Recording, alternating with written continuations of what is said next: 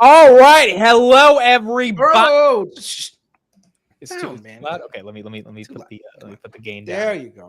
There we go. All right, here we go. Hello everybody. Real professional setup you're running over there, man. I just said I got a new. To zero.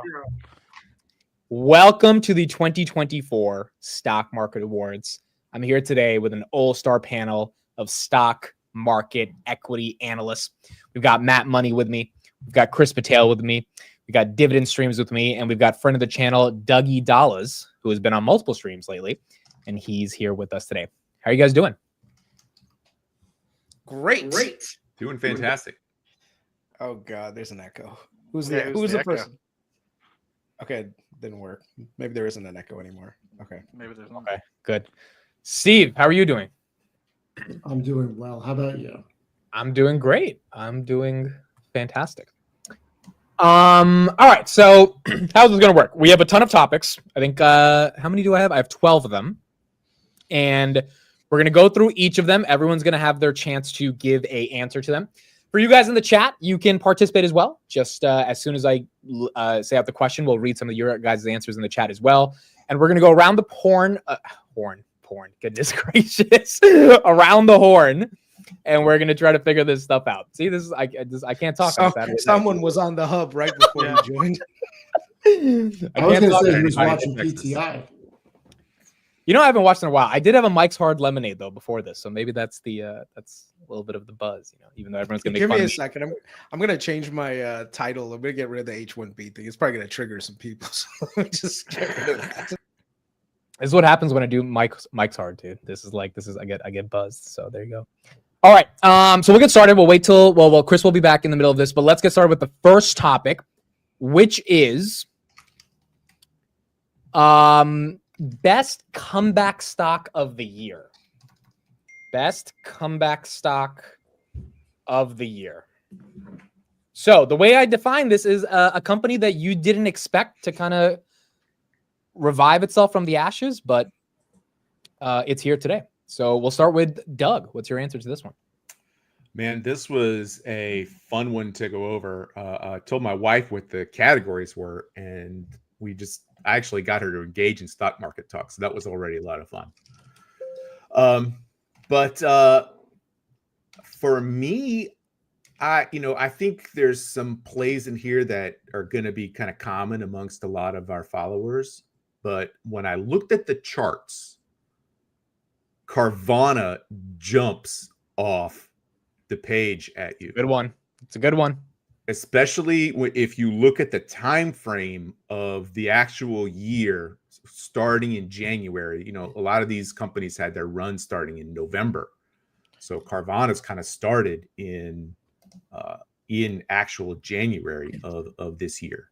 And so I'm not in Carvana. I mean, probably a lot of us wish we were. I remember I was driving home from work when you were doing their earnings, and it was just like exploding. It was like 40% in real time.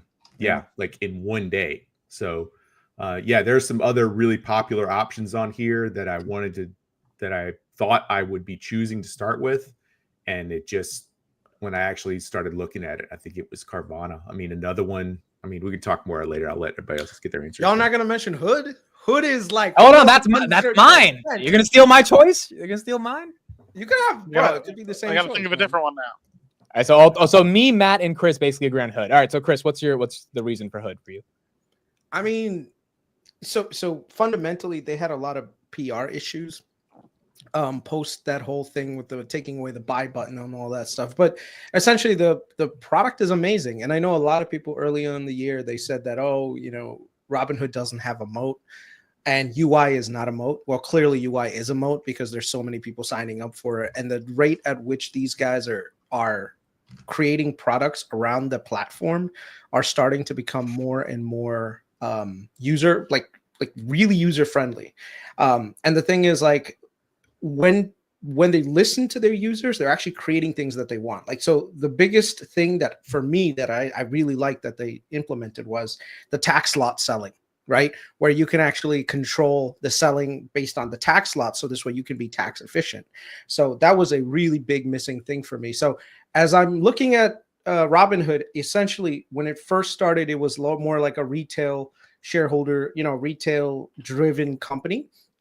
But as I look at it, I see what they're actually trying to do, which is basically get this younger demographic that's basically getting a crap ton of money that's inherited to them, and then get them on the platform and then develop themselves into a platform company beyond just the stock trading part, right? So, you got banking services eventually. Now you've got a credit card thing there. You've got retirement things there. And I'm sure that this is just the beginning, and it's going to go wider and wider. And then eventually they're going to kind of widen out and maybe even go international. So this is clearly one of the really, really best run companies in the market right now. So okay, nothing I have to add to that. Matt, I think you pretty much agree with everything Chris said. Yeah, I was going to say, instead of me, because I guess this will shorten, instead of me saying the things that I like most about why it's a comeback, I'll say the things that I'm still disheartened by with Hood, and hopefully it changes in the near future. As somebody that's attempting to become an RIA, registered investment advisor, the one thing that I would love to see with Robinhood, due to its ease of user interface and the amount of people that are subscribing to it and using it, I would love to see a platform where they would actually be willing to become an RIA and allow me, as somebody that would want to be advising people and have assets under management, be able to have that sort of service. And instead I have to go to somebody like a Schwab or a Fidelity, which is fine. But I would also love to see Robinhood, because of how many young people there are and people of my generation that are on the platform. Okay, Steve, Doug had Carvana, the rest of us had Hood. What is your comeback of the year? Well, I'm not going to give Maz flowers and go with his company, so I'm going with Palantir. Okay, what's your logic? Well, I mean, it's pretty hard to. Is Palantir really a comeback? That it was up 180%. A lot of people did. I mean, who would have thought we'd be here? So kind of. Yeah, but that's more like a outperformer than a comeback. Oh, considering it hadn't gone back to its all-time highs in years, and it's up 383% this year. Comeback story. That's fair. You can definitely. Hey, listen, where do we start the year with Palantir? 16. Okay.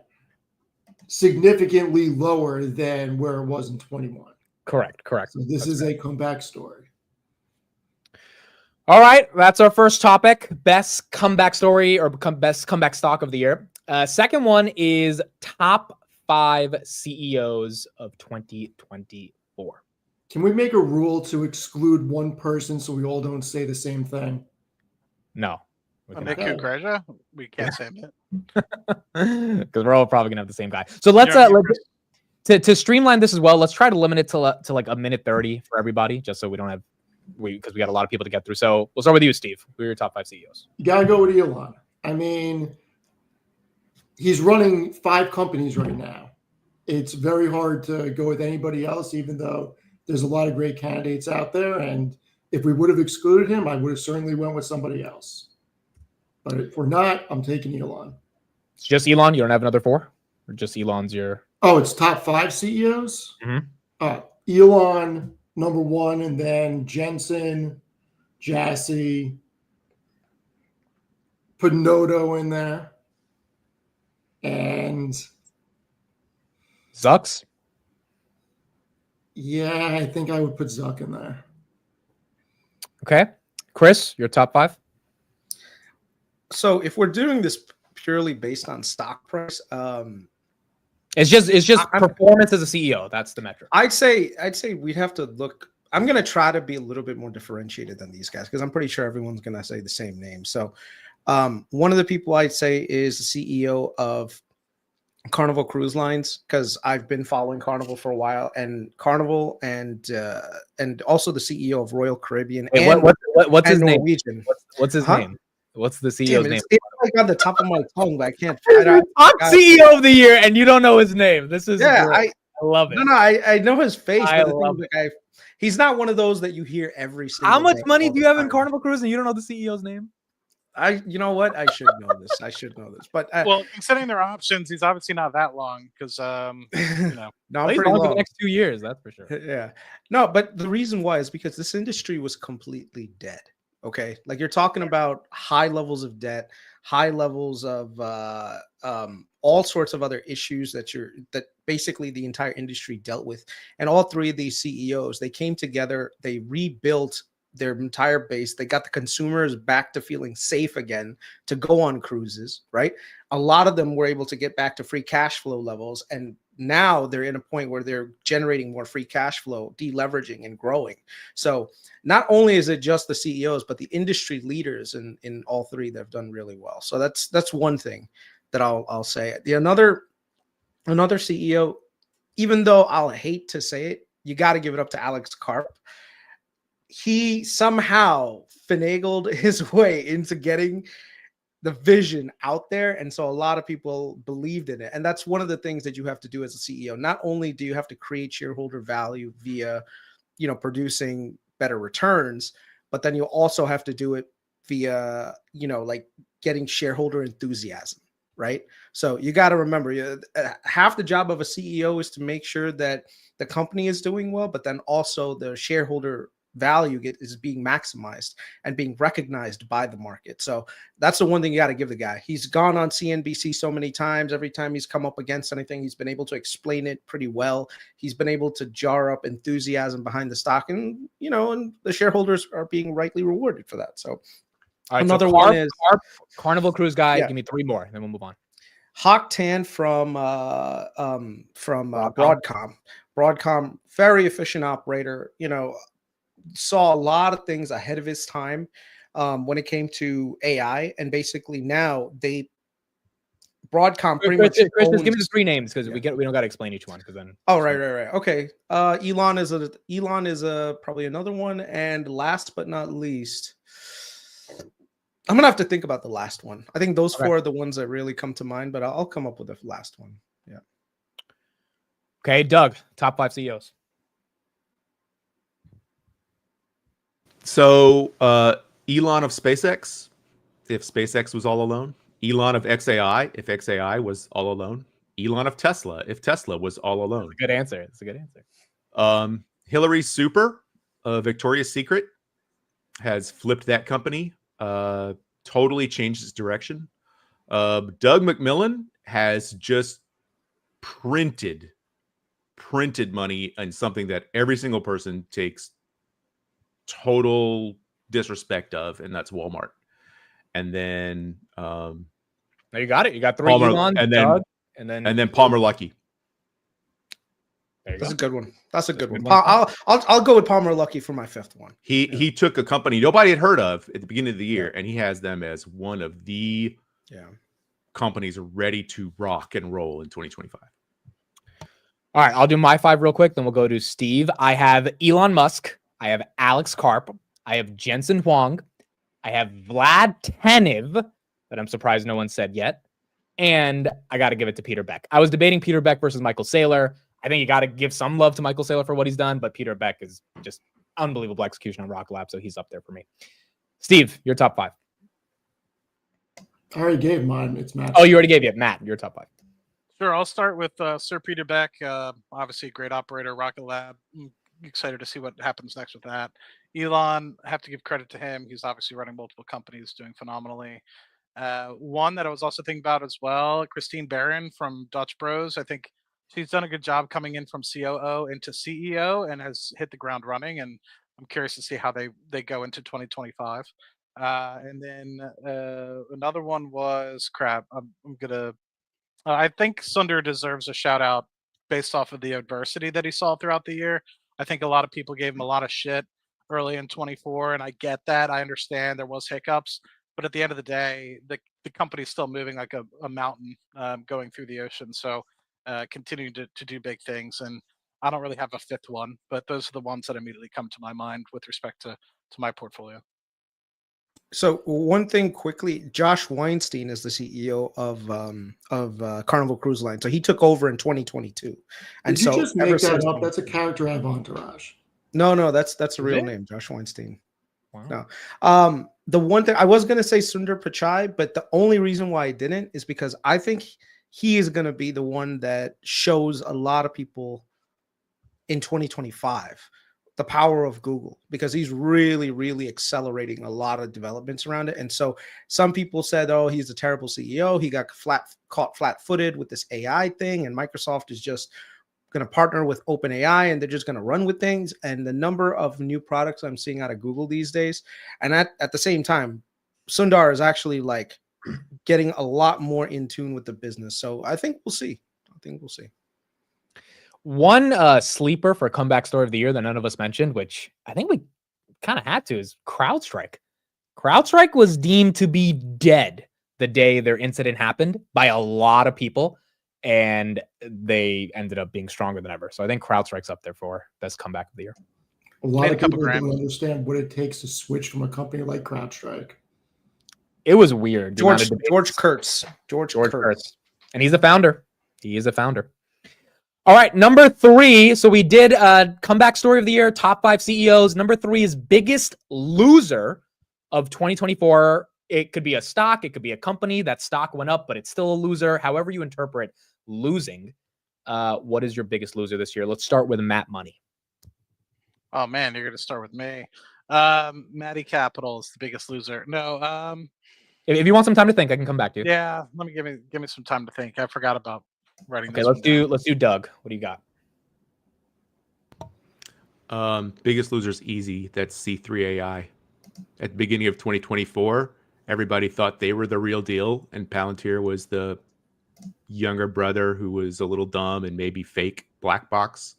And here we are 1 year later, and no one even has mentioned C3 AI and Palantir in the same sentence until I just did that just now. They haven't done that in 6 months.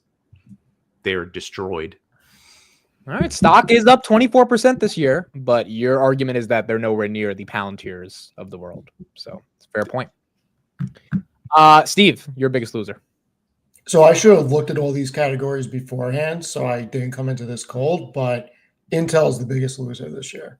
And it's hard to stomach it because of how important they are to the economy and to society. And it has just been one misblunder after another. And it's a stock that's down 60% year to date. I mean, I don't think they're going away. x86 chips are too important, but something needs to change over there. So one thing I agree with you about Intel. The only thing is, why do you think Intel is failing? Like, what is the main cause of their downfall? Because I think everyone wants to blame, like, oh, Intel's going down. Why does that happen? Like, it's because, in my opinion, because they do still have a stranglehold on servers.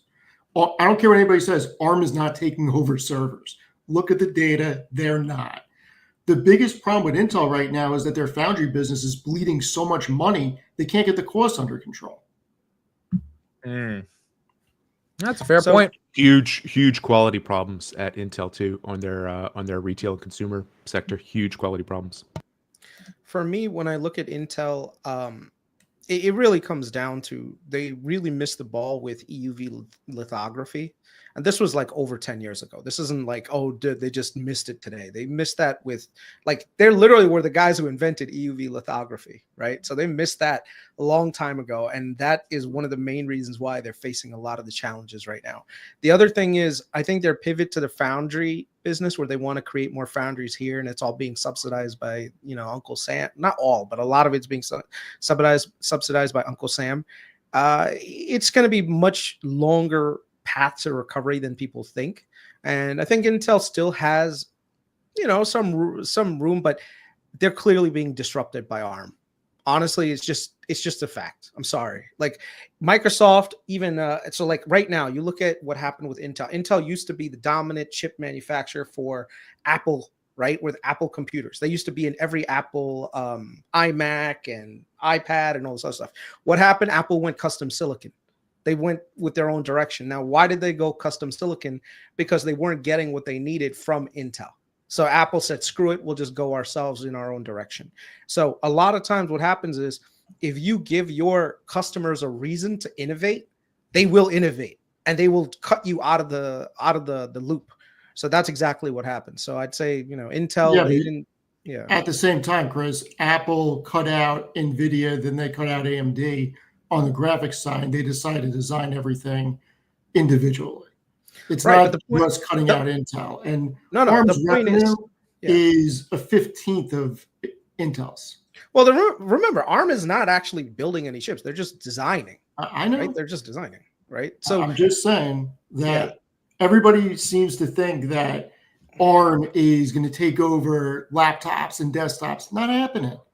You are not going to get a different chip than AMD or Intel. Those are your two options. It's not changing. The only thing I'd say comes we in should is revisit. Microsoft We'll revisit that in 5 years. We'll see. Unless Qualcomm acquires Intel, not happening. All right, Matt, you're a loser.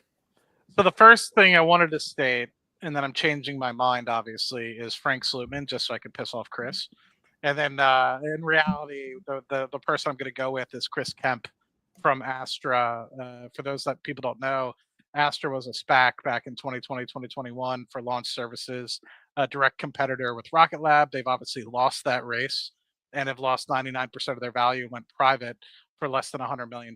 So being $5 billion valuation company to less than $100 million, unfortunately, lost shareholders a lot of money, and they have yet to launch a vehicle over the past 18 to 24 months, if I'm correct on that one. So to me, biggest loser, CEO of 2024.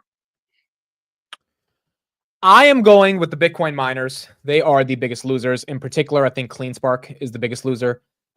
This thing was $10 when Bitcoin was 25,000. It's less than $10 when Bitcoin's basically 100,000. At least Marathon and Riot have adopted some form of Bitcoin treasury, which maybe it'll work, maybe it doesn't, but they're doing something. CleanSpark's just diluting. They're doing more shelf offerings. They're issuing convertible notes to buy back their stock, which could be smart, could also be kind of stupid. And so I think the Bitcoin miners have been the worst business this entire year. I'm happy I got out of them in January. And I think objectively, they're the biggest loser. They're the biggest Bitcoin proxy that was not able to live up to Bitcoin literally 3xing in 1 year. All right, number 4 for our categories, your favorite ETF of the year. Your favorite ETF of 2024. It could be SPY, it could be QQQ, it could be cybersecurity, hack. It has to be an ETF, though. Steve, we'll start with you because you're big into ETFs. Do you have a favorite one this year? I'm going to give you 2 for different reasons. So SPYG, because it gives you the biggest growth companies in the S&P. So it's a play on the S&P, but you get a little bit more NVIDIA, a little bit more Apple, a little bit more of all the companies we all love. Love SPYG, been in it for like 8 years, doing great. From an income standpoint, there is a ETF that I really like. It's from Neos, which is a little firm that nobody's ever heard of, QQQI. They basically run an option overlay strategy that pretty much all of us utilize, and they sell call options on their positions, and they hold the positions of the NASDAQ 100, and then they retain a small portion of the premium, and they buy out of the money call options to also participate in some of the upside.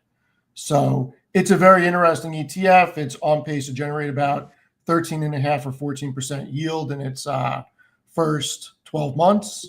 So very interesting for income investors. Okay, Doug, your favorite ETF this year? I've got 2, and they're pretty different thematically. But the first one, and it was a really big winner up until about 4 weeks ago, but XLU, very quietly, utilities crushed it this year. You were right. And that is a super safe sector to be in as well. It's almost a defensive. And then the second favorite is ARGT, because that country is getting their act together and going in the right direction. I love it. I was actually going to pick ARGT, so I'm going to have to pick a different one because you got mine. Chris, your favorite ETF this year? Just the SPY, man. Like, I want to look for reasons why the SPY is not necessarily what you want to be in long term. And to me, 2025 is probably going to be a stock picker's year. But if you're one of those people that doesn't really want to do the research, just buy SPY and don't even You don't have to do any research. It'll just eventually it'll give you that nice market perform over a long period of time. Though just being completely honest, right now the entire market valuation wise is relatively high. So the total return that you might get over a long period of time may not be that hard, you know? So I'd say right now, look for opportunities to diversify away from just having a SPY position. With that being said, I, in my own retirement portfolio, have a lot of just SPY, you know? Okay, I'll give mine. I was going to pick ARGT because I'm a fan of what Malay is doing, but I think this one's not a bad one, and maybe this is going to be Matt's pick. I think we got to go with IBIT. I mean, $20 billion of assets under custody for IBIT or in inflows. I think that's like 25 billion at this point in less than a year. 101%, obviously tracking Bitcoin. Bitcoin did well. IBIT did well. A lot of people were afraid that the Bitcoin ETFs would not be successful. And so far they've worked, and they've worked very well. So I guess IBIT has to be up there. And if you're wheeling it, the premiums on IBIT are also very good. Matt, your best ETF this year? IBIT is a good one. I wasn't going to choose that one. I was going to choose a complementary one, which is BTC, the Grayscale Bitcoin. And the reason being, although it doesn't have the weekly opportunity for writing options like IBIT does, it is the lowest cost expense. So for those people that are looking to get that Bitcoin exposure and don't necessarily want to pay the expense ratios and some of the others, this is currently 0.15% comparatively to the next lowest, which is 0.19, and majority of them sit around 0.25%, which obviously if you're potentially going up 20 to 30% a year will barely be noticeable, but that gives you the opportunity to trade, but covered calls or whatever you want to do with it. The one that I want to choose, because we're kind of all choosing two, is TQQQ. Although I've been out of it because I anticipate there's going to be a pullback within the next 6 months or so. This has been one that I've been riding in and out of, and I made a pretty good profit selling over the past couple months, unfortunately, but I'm looking forward to a good pullback. It's been one that I've learned and have come up with a strategy in the event of a big pullback in the future. And you always learn. Every time you have a big pullback, you always learn about what you'll do next time to be able to help conserve your capital or what you've made mistakes on and what you could have done slightly better. And TQQQ will be part of that strategy when we do have a pullback for me. Yeah, I would agree. I think those are great picks. One pick to bring to everyone's attention as well, if you're a little afraid of the large caps right now, is the S&P 500 equal weight, which is RSP, which I think is underperforming SPY this year, but a lot of people are betting that this will outperform S&P next year if we do get some actual breadth. So if the large caps do get too concentrated, which I think we can all agree they're like 33% of the S&P 500 right now, so they're up there, maybe RSP will outperform. All right, our fifth topic for today. What was your best buy the dip opportunity in 2024? Meaning, and I'm sure a lot of us probably are going to say August 2025 or 2024 when the whole yen carry trade happened, but not just what was the time, but what was the stock and what was your mindset when you were buying the dip on that stock? Were you scared or were you like, oh my God, this is the best opportunity ever, I have to get in? We'll start with you, Doug. What was your best buy the dip opportunity this year? I mean, obviously it was August 5th yen carry trade. Everything was down. It was pick whatever is your favorite. The best companies in the world are on sale today. Go do your Christmas shopping early. I don't know. I bought some Palantir, Tesla, Robinhood. Like I just added to positions I had already believed in. I think I bought some Microsoft. It was just like, you know, when you get big 2-3% chunks taken out of your favorite Mag 7 positions, like you got to take advantage of those coupons. Okay. Chris, what was your best buy the dip? Carnival Cruise Lines. Carnival and Norwegian, I loaded the boat. Like metaphor, like That's a good one. That was a good one. I loaded the boat. Like it's a lot. But it worked out really, really well in my favor. And so now I'm sitting on like a lot of gains. So yeah. It was Okay. already undervalued, and then when August happened, it was just another opportunity to just add to the position. I didn't think we would get the crazy level of additional ability, but I still remember just paying absolutely dirt cheap prices on the options that I bought, and now I'm sitting on a much larger portfolio because of it. Steve, your best buy the dip in 2024? Yeah, I just logged into my account. I didn't really buy too many dips. I just constantly invest. But it's got to be SoFi over this summer because I bought shares at like 630. So for me, it's probably SoFi. Yeah, I was gonna say for me, Hood on August 5th was a big buy the dip. It was, I think I got it just below 14. But honestly, best return in the shortest amount of time has been SoFi. SoFi options on September 20th, they're up 400 something percent. So getting that last snag at $7, that was, I think, one of the best dips this year. Maddie, your best buy the dip.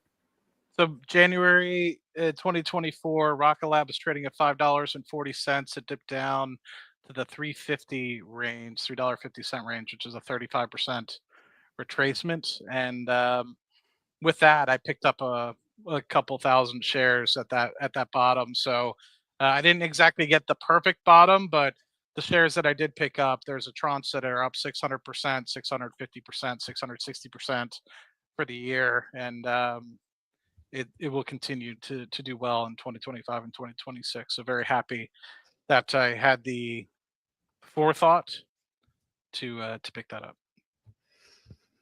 All right, we got some NVIDIAs in the chat. We got Rocket Labs, got a bunch of SoFis, SMCI. Some people did get that at 17. That's at 34 right now, so that's not bad. HIMS as well. Tesla. I mean, I don't think any of us really bought that Tesla dip at 130, but if anyone in the chat bought that dip, that was an incredible opportunity as well. CrowdStrike was a big dip too. CrowdStrike as well, correct. All right, next topic. And you can only have one answer for this, so think about this.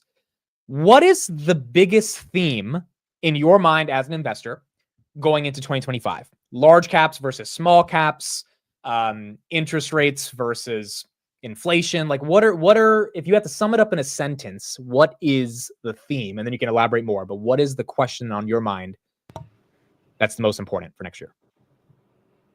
Doug, I'll start with you. This is probably an offshoot of the interest rates versus job growth, but it's really going to be the onshoring or nearshoring of U.S. manufacturing, coupled with the death of legacy auto. Wow. I know there's a lot of discussion on Twitter today about H-1B visas, and there's a lot of not to get political, but there's a lot of hay being made right now about moving jobs back to the United States. Well, there's a lot of jobs you still can't move back to the United States because it's too expensive to move here. But you could move them to Mexico, like from China. You could move them to Central America from other places in Asia, where you might get a better value on it because those are growing demographics. Right. So I said, so it's onshoring or nearshoring. Plus, we have better trade agreements with NAFTA than we do with Asia anyway. So NAFTA or USMCA? USMCA, right? NAFTA was undone. Sorry, I did United Nations when I was in high school, and it was NAFTA. So you're a nerd like me. That's good. I was a nerd. Yes, Model UN all the way.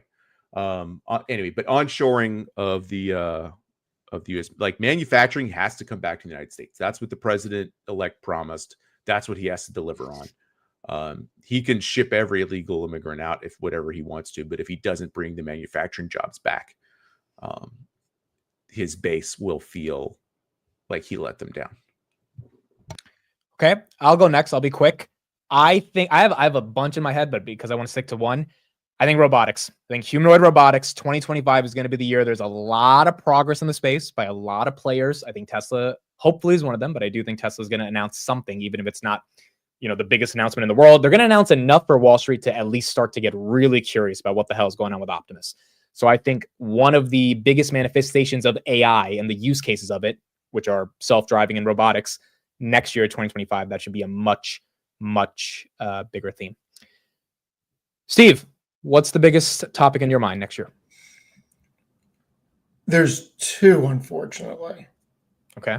The more popular one is the big companies just get bigger, and AI and software is going to really be dominant forces next year. I think robotics is a 2026, 2027 story. I think that we need a few more things to happen before that really takes off. And next year is just going to be a year of the immense capex that's being spent, and none of these smaller companies can compete. Amazon, Microsoft, Alphabet, and Meta just keep getting bigger. And the one that nobody's thinking of is deregulation is going to lead to increased oil production. And that may not be necessarily good for upstream producers, but it's certainly good for midstream pipelines and refiners. So that is a theme that is a sleeper. And there's some definite derivative plays on that I've been plowing money into. Okay. Christopher Patel, your biggest theme next year? The continued march of cloud computing. I think AI is adding a whole new layer of business to the cloud computing market, and I think that that's going to be huge tailwind for some of the hyperscalers. So, people are saying, can the big get bigger? And it's like, look, their cloud divisions are going to be growing at least for another 5 to 10 years at a 15-20% CAGR. So that's a big theme. Another one that I'm becoming more and more bullish on is self-driving. I mean, I definitely did the self-driving with Tesla, and that was impressive. But now I'm seeing Waymo starting to open like services around the country. It started in San Francisco with testing, but now they're actually doing they're opening up a lot of slots in LA, Austin, Arizona. They're doing expansion work, I think, in Atlanta and Miami next. And so right now, self-driving cars are starting to become ubiquitous in certain areas. Japan started rolling them out too with Waymo. So I'm getting to the point where I'm actually starting to believe that there could be a robo-taxi future. And it does make sense both economically for end users, but then also makes sense like just from a utilization perspective. So one of the things, I don't know if you guys have been tracking this on Twitter, but there were actually a lot of people talking about some of like the San Francisco guys, like the tech people, that they're not even going to bother buying cars anymore. They'll just get a Waymo, and it's a much easier thing to maintain, It's cheaper. basically just cheaper. And yeah. To tag on to Chris's thing here, my wife and I went to a ballet show in Houston today, and we spent about a half an hour in the parking deck trying to leave. That disappears with cyber cabs or self-driving. It's a fair point. Matt, your biggest theme of 2025? Getting Chris extra security detail from Tesla investors because of his discussion about Waymo. Don't mention that on Twitter. You will be canceled, as I have been canceled for the past 2 years for saying Waymo is even a thing. But no, in reality, I also have two. I think I can't really say for certain what the entire 2025 will be, but what I will say is the first quarter will be littered with space news when it comes to Blue Origin's New Glenn, Intuitive Machines landing on the moon for the second time, and hopefully landing it this time. And then obviously the preparation as we get to the Neutron launch, and so increased competitiveness in the space industry. So that'll continue for the first quarter of 25, if not leak into the second half. But I think what's going to be littered in the second and third quarter is continued discussion about Bitcoin, and I think we have yet to see the peak of it. And it might not be the second and third quarter; it might be the third and fourth quarter. We really start to see the peak, but I think we have yet to see all the companies that will be adding to the balance sheet. I think we'll be surprised by the companies that end up doing that. There's a list of about 50 companies that I saw, either US or other exchanges, whether it's London or HK, Hong Kong exchanges, that have Bitcoin on the balance sheet and have it public. And I wouldn't be surprised. A lot of them obviously are Bitcoin miners or trying to complement what Michael Saylor is doing.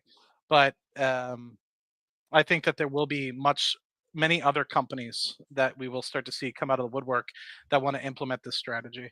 I've also tried to push for it at UDoc, and I got laughed at. So, All right. I got a bunch of good ones from the chat as well. We've got the FSD stuff, robotics stuff. Glitch Life says there's going to be a lot of volatility next year, and that's going to be one of the main themes. The rebirth of IPOs.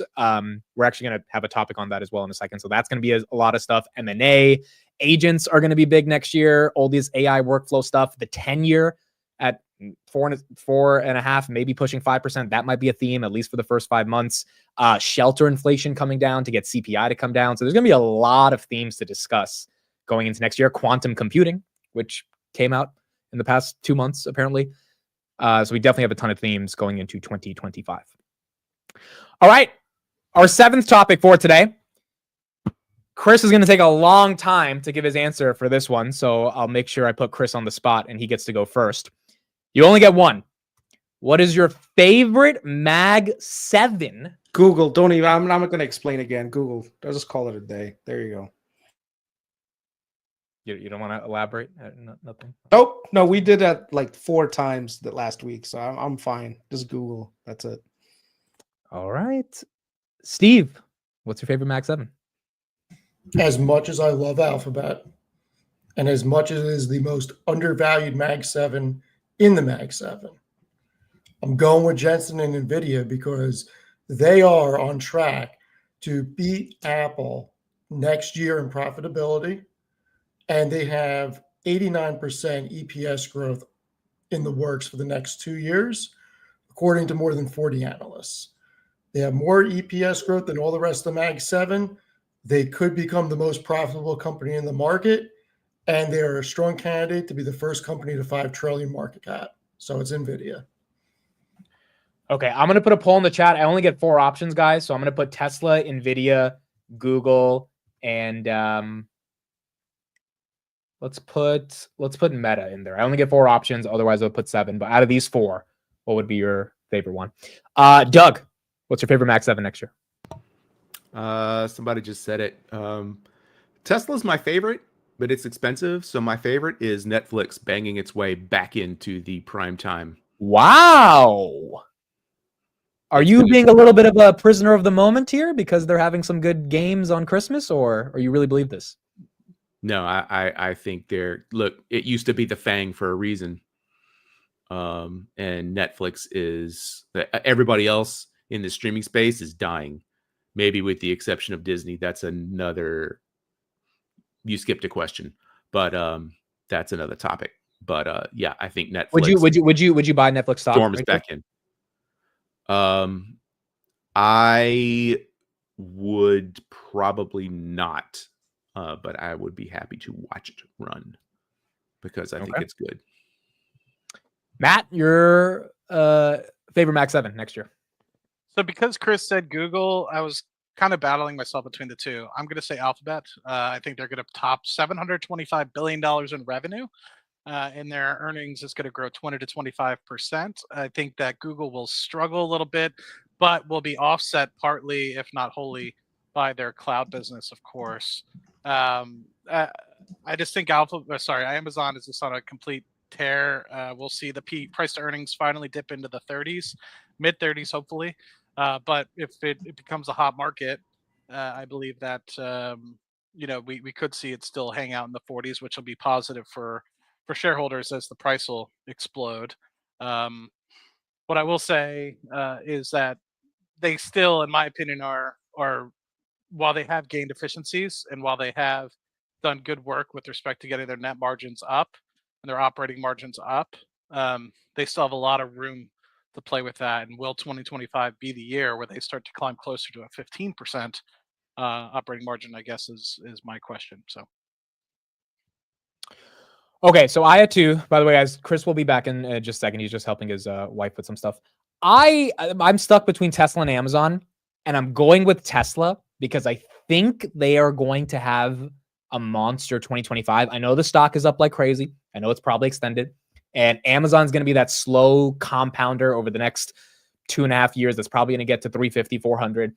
But I think there's a shot Tesla can go vertical next year more than it has now. And if FSD really begins to gain momentum in Texas and California unsupervised, if Trump really gets self-driving regulations to come down, and again, if they unveil something with Optimus, I think Tesla wins. So Amazon will be my close second, but I'm very excited for Tesla. I do think there will be a little bit of a pullback, some volatility. I think maybe we dip below 400 again if we have a whole market pullback, but I think Tesla's going to have a good 2025. All right. A lot of you guys in the chat, 39% of you voted for Tesla against NVIDIA, Google, and Meta. A lot of you guys have different opinions here, but the one I'm seeing the most are Tesla, NVIDIA, and Amazon from the chat. So those are the three that you guys are looking at a lot. Okay, let's do this one. This one's going to be a long one, but let's take our time with this. 5 stocks you are looking at in 2025. What do I mean by that? It could be positions you already have that you're deeply looking to add. It could be new positions that you haven't added to that you want to start a position. But 5 stocks that will likely be on your mind for the next 12 months, no matter what. Doug, we'll start with you. I have to go first every time. Okay. All right. So I can give just all 5 and then explain them, or I can kind of explain them one at a time. Okay. So it's Grab, Disney, Tesla, D-Wave Computing, ticker Qubits, and Anduril. Grab, I think viewers on this channel are pretty familiar with that thesis. I did give you a tweet the other day that gave a little bit of pushback. The reason I'm not so hard in on Grab where I would have been on Hood is because I have no kind of like Peter Lynch personal experience with Grab. Like everything is secondary or just looking at numbers versus my ability to say that I liked Hood. Disney, the reign of Bob Iger is ending. Hopefully the board can de-wokeify the company. They're already taking steps to yank some of their garbage out of the company. And I think that gives it longer legs to try to survive while they figure out how to be creative again. Everything they do right now is just a ripoff of something else that was done better earlier that they purchased, or remaking something they already did. So they're just extracting value from their IP, which Apple has proven you can make a lot of money and be successful on, but they're not going to be a generational company. Right. If they don't figure out how to make new stuff. Tesla is my third one. I mean, we all know how awesome Tesla is. Can its stock continue to front run everything? I mean, just, where will that go? I don't know, but their performance, they're going to be amazing. D-Wave Computing, I think Qubits is the choice. It's going to be, I think, the Coke in the quantum space, if it's not Google. So at worst, Qubits will be Pepsi. And then Anduril, to kind of revisit the theme going to 2025. Hopefully, and no one said this, hopefully a theme is IPOs are back on the menu, boys.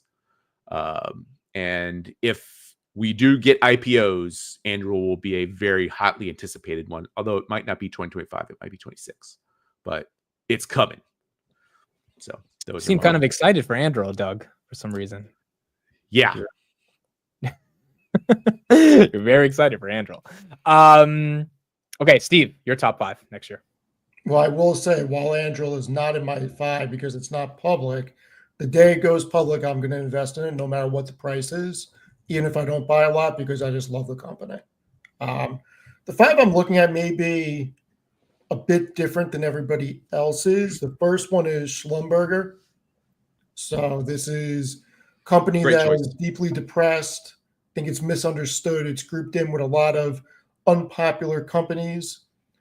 It is cash rich, free cash flow positive rich, trades at a great PE, and it has a growth story ahead of it with digital services in the oil field. It's buying back shares, dividend around 3%, big profitability, and net dollar retention can certainly increase as they add machine learning and AI services to oil field services.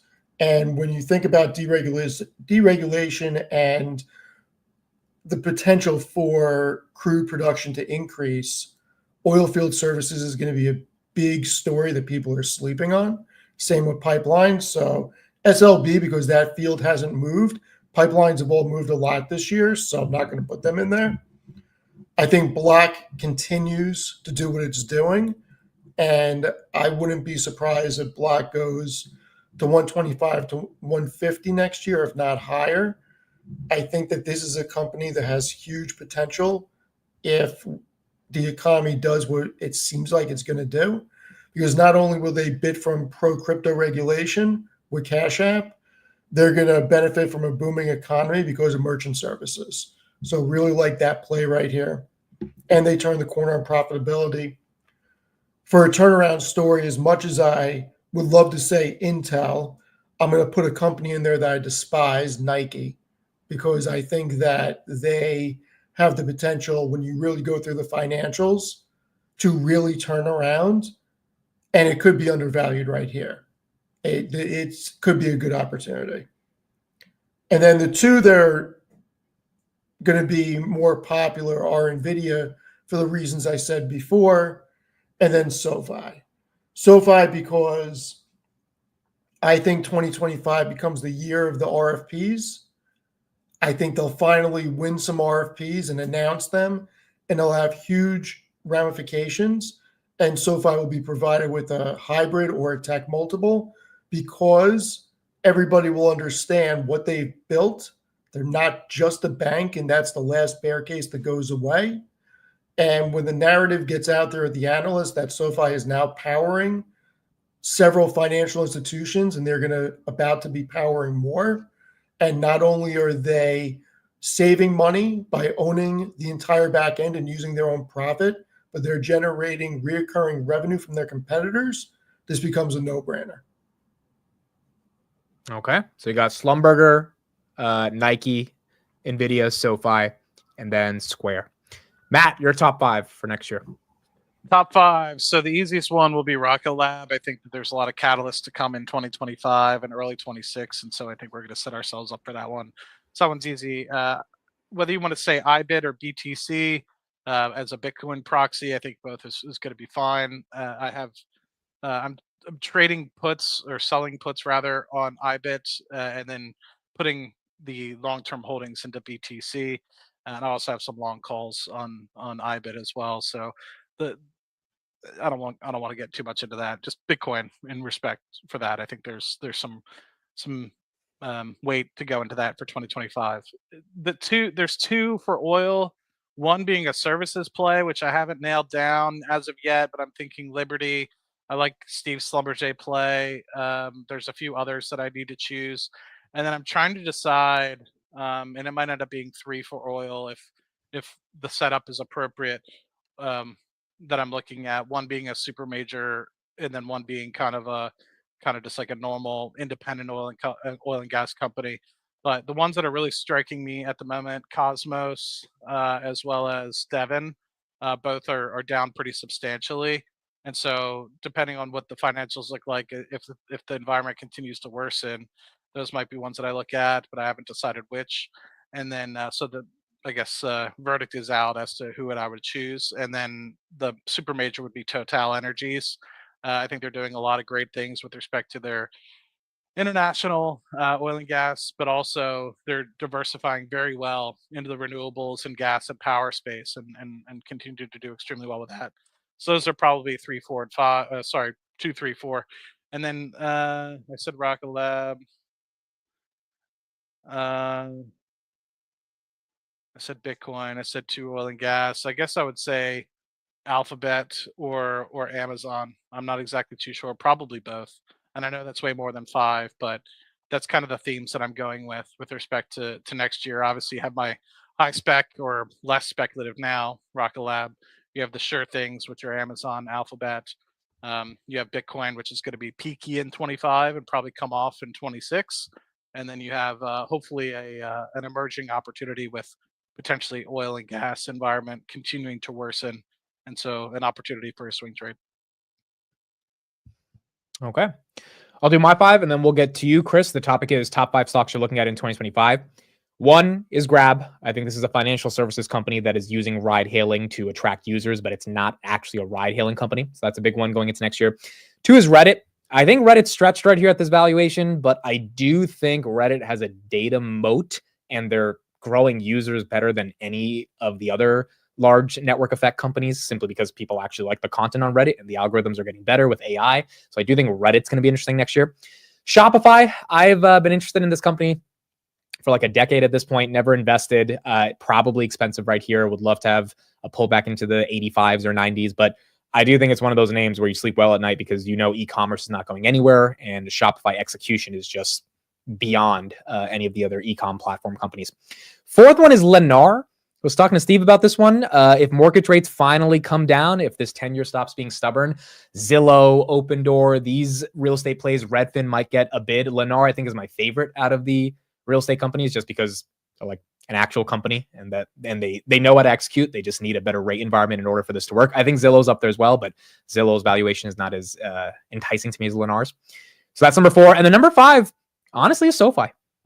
I agree with Steve. If they show any tech platform deals, this is not a bank stock anymore. This is a hybrid SaaS company. And if they can show a couple of tech platform deals, Street's going to take this thing to $30-$35 because they're going to see the growth potential in it. Now, it's going to be hard to do it. And Noto's already said it's going to be really hard to get these deals. But if they can pull it off, I think SoFi is going to have fun next year.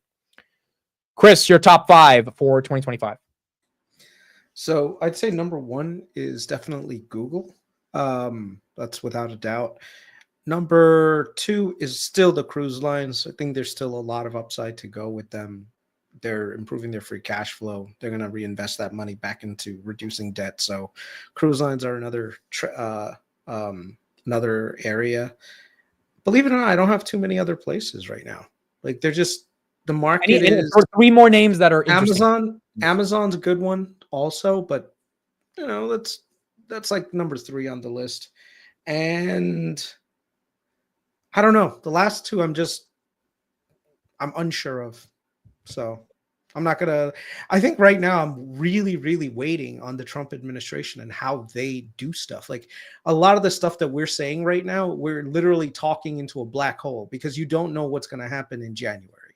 Yeah. Like, we can assume a lot of things, but unless we get some definite answers, it's probably not a good idea. The companies that I mentioned, their businesses can probably withstand any of the major policy decisions that Trump is kind of putting out there. But, I think I'm going to have more of a wait and see approach until January 20th and probably March to get a better understanding of what's actually going to be able to be done by the Trump administration, because he's made a lot of promises within the first 100 days, right? So the question is, how do you position your portfolio against that? Because right now you could take a position and say, oh, you know what? I think this stock is going to do good. And then something comes around in January, February, and it throws off the entire equation. Chris, what are you looking at? So kind of one way or the other, what are you, the last 2 companies. So what are you kind of watching? What do you think? Sorry to take hosting duties here, Amit. Chris, what are you looking at that would give you indications? It may not be something you buy, but something that's giving you indications that things are going one way versus another. Like I chose oil. Yeah, right? I chose choose oil. Necessarily going to buy it.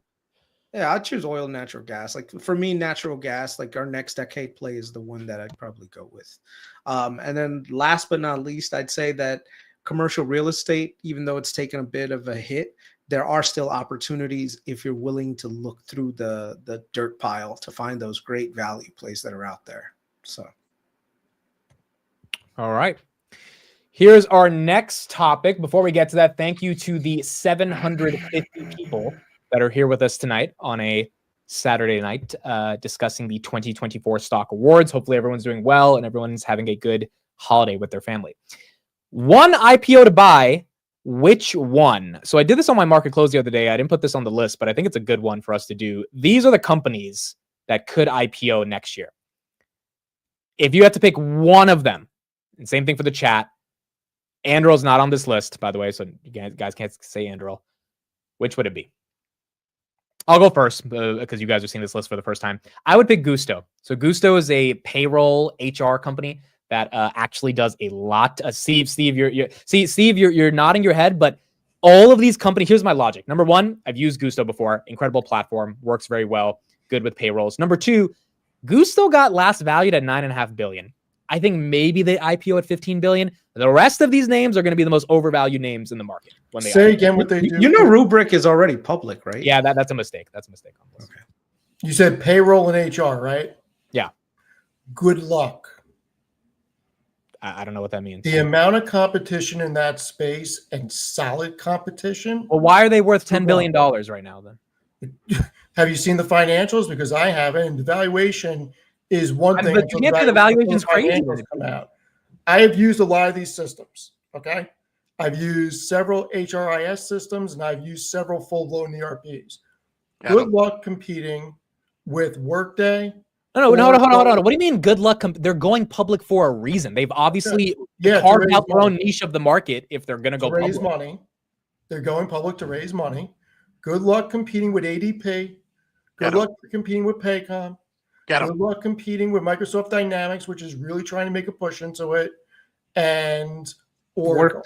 Workday. Yeah, Workday. I said it's a legit pushback, but either they're going public as a bullshit IPO to raise money, or they legit are ready to be a public company. I don't know. We'll see. I've led a full-scale transition into a full ERP from an HRIS system and segmented financial systems.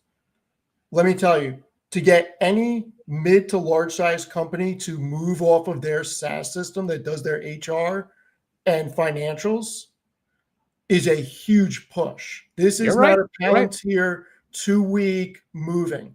This is several years, a lot of pain. And if you don't have the capacity and the bankroll to backfill positions, it is tremendous amount of time where you bring in a consulting company.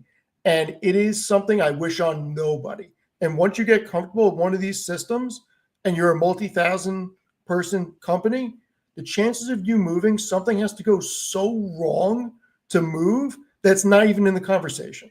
Yeah, but again, Steve, I think this is a very general bear case. It is not specific to the company at all. So I get your problem with the sector. I don't think that's a reason to not buy the IPO. But we'll see when the financials come out. The question is, who are they going to get as clients? Because you're not. They have 300,000 clients. That's what Google just said. So it's not like they're starving for clients. Okay, we'll see.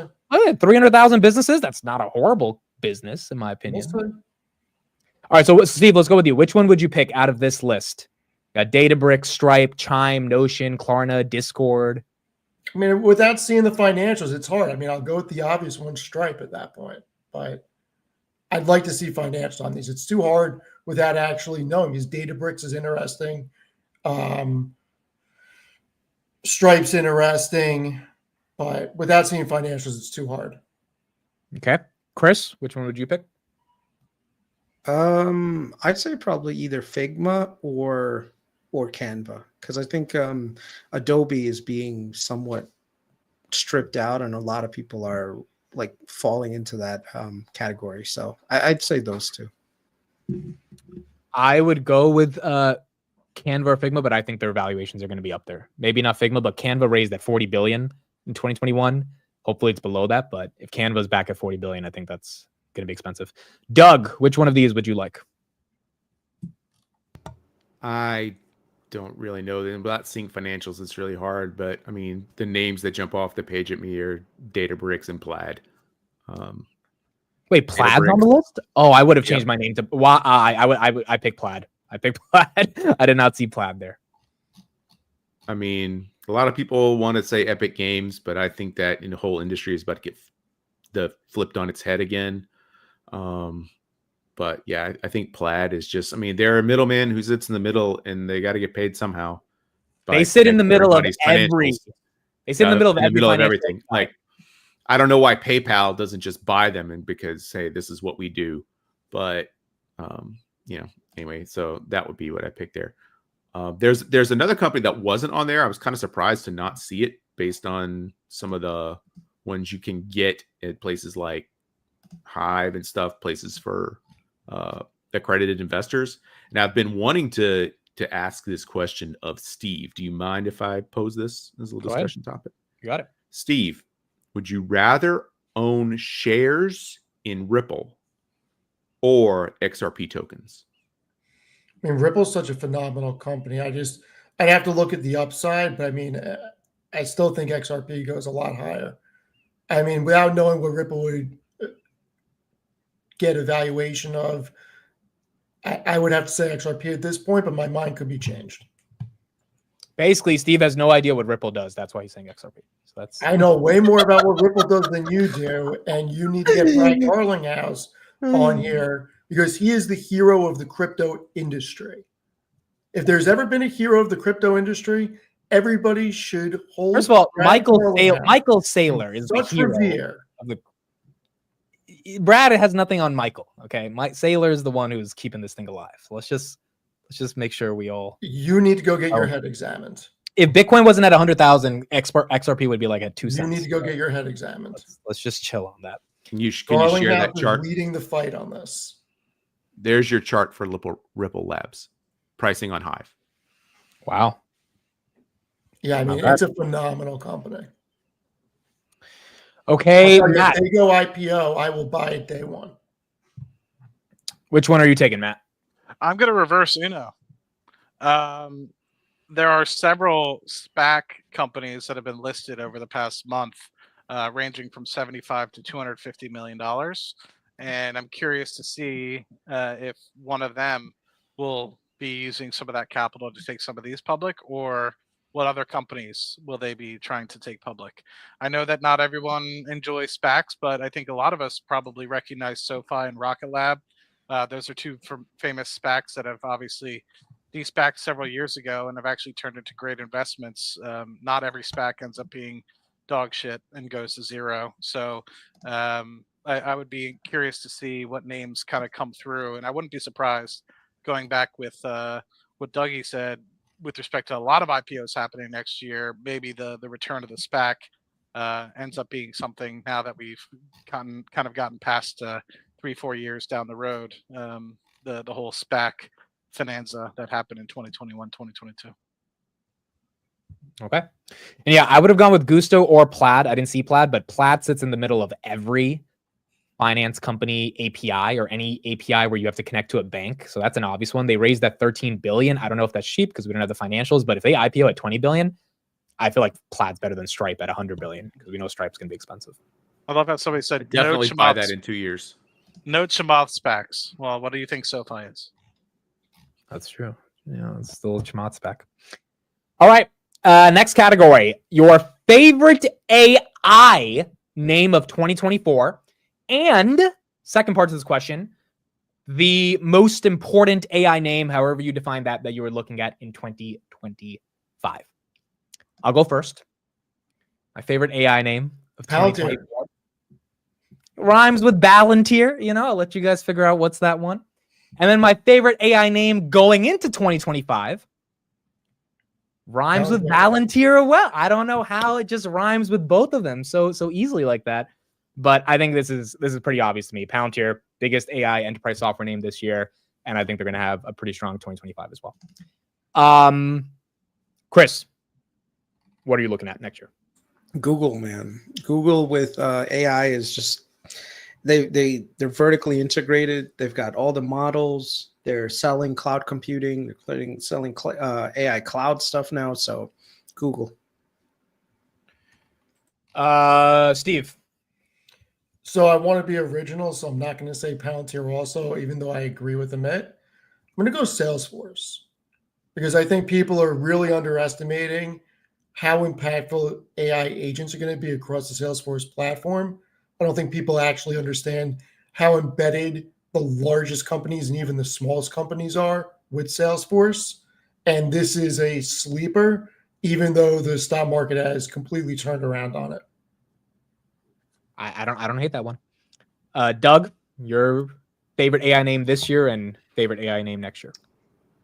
Favorite AI name this year was Palantir. And next year it's probably. So here's the thought process.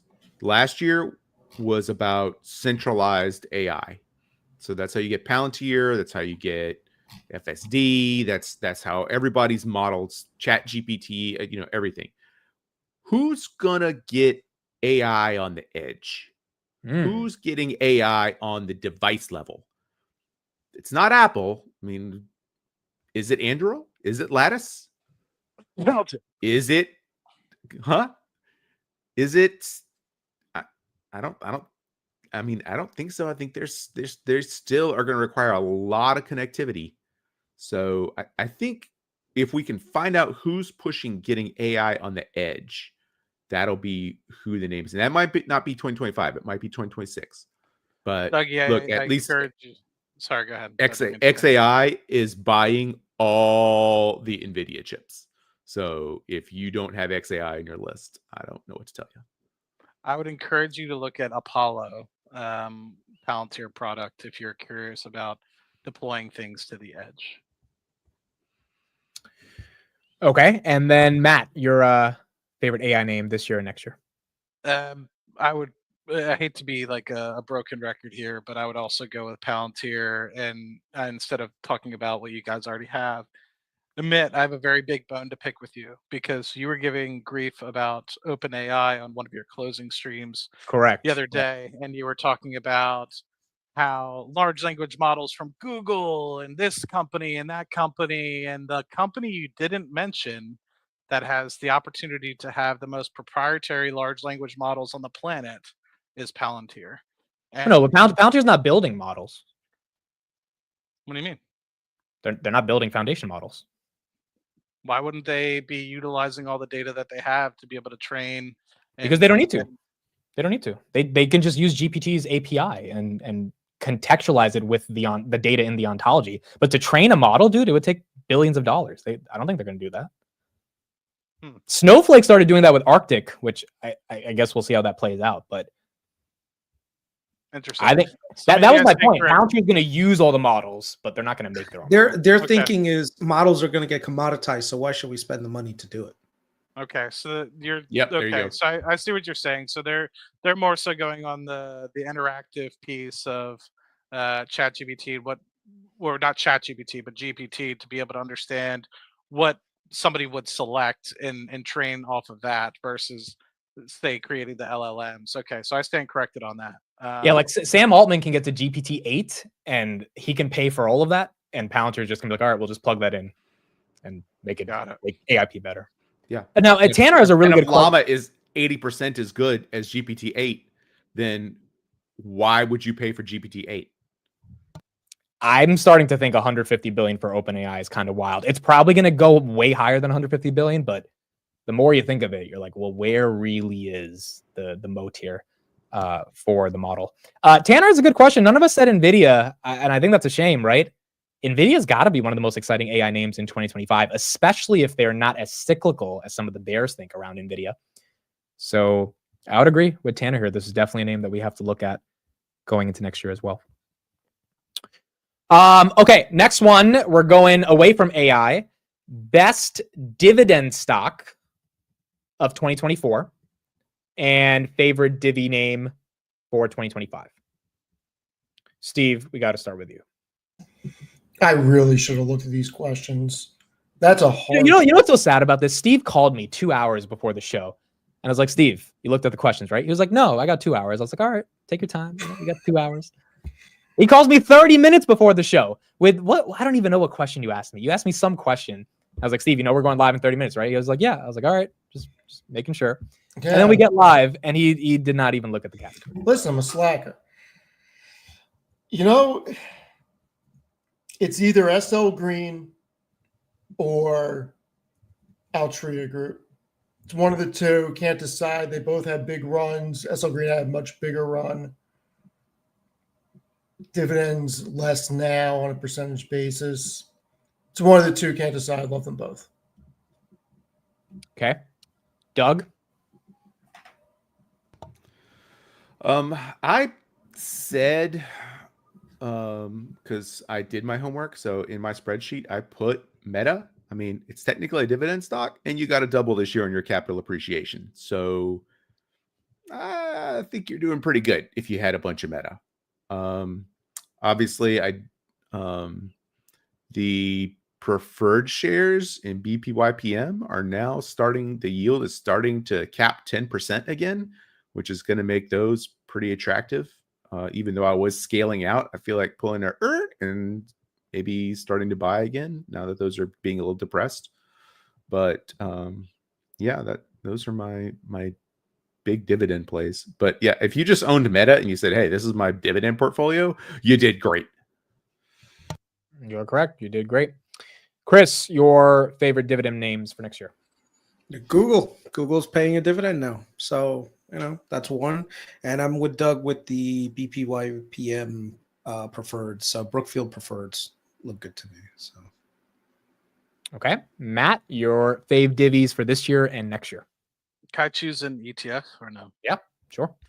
So I'm gonna agree with Chris. I was literally just looking to see if Google initiated in late 23 or 24, is early 24 for the dividends. So yeah, I'm gonna copy that one.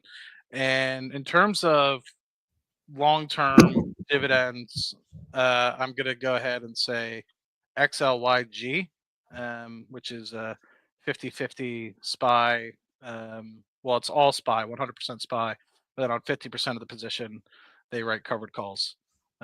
So you get a little bit more price appreciation than the normal covered call ETF, which limits you wholly. Yeah, and this So one's it's up up about 18%.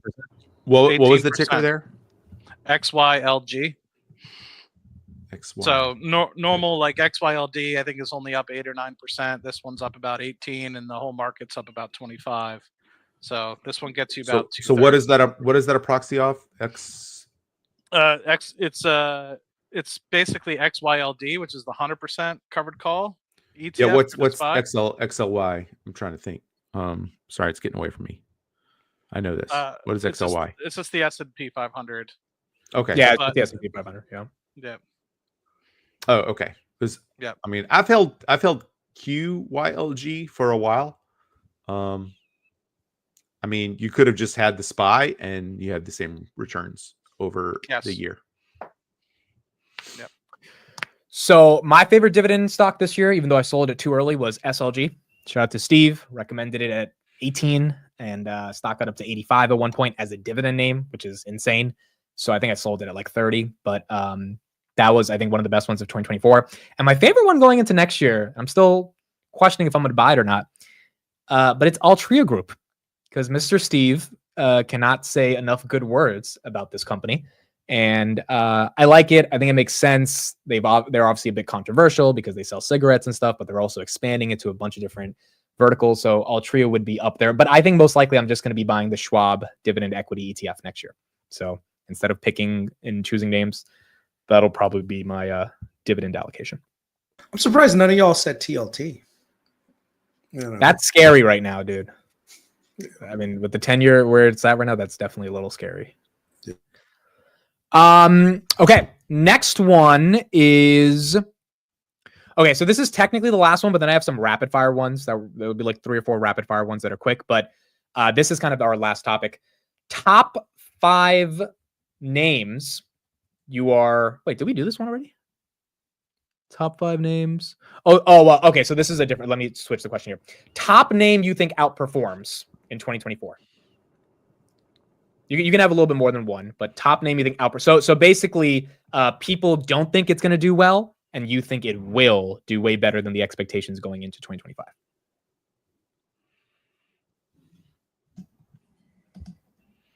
I actually don't know my answer to this either. Schlumberger. It's like the biggest contrarian play. Is that what you're saying? Basically. Yes, Chris, that's your specialty, bro. You start us Look off. at Schlumberger.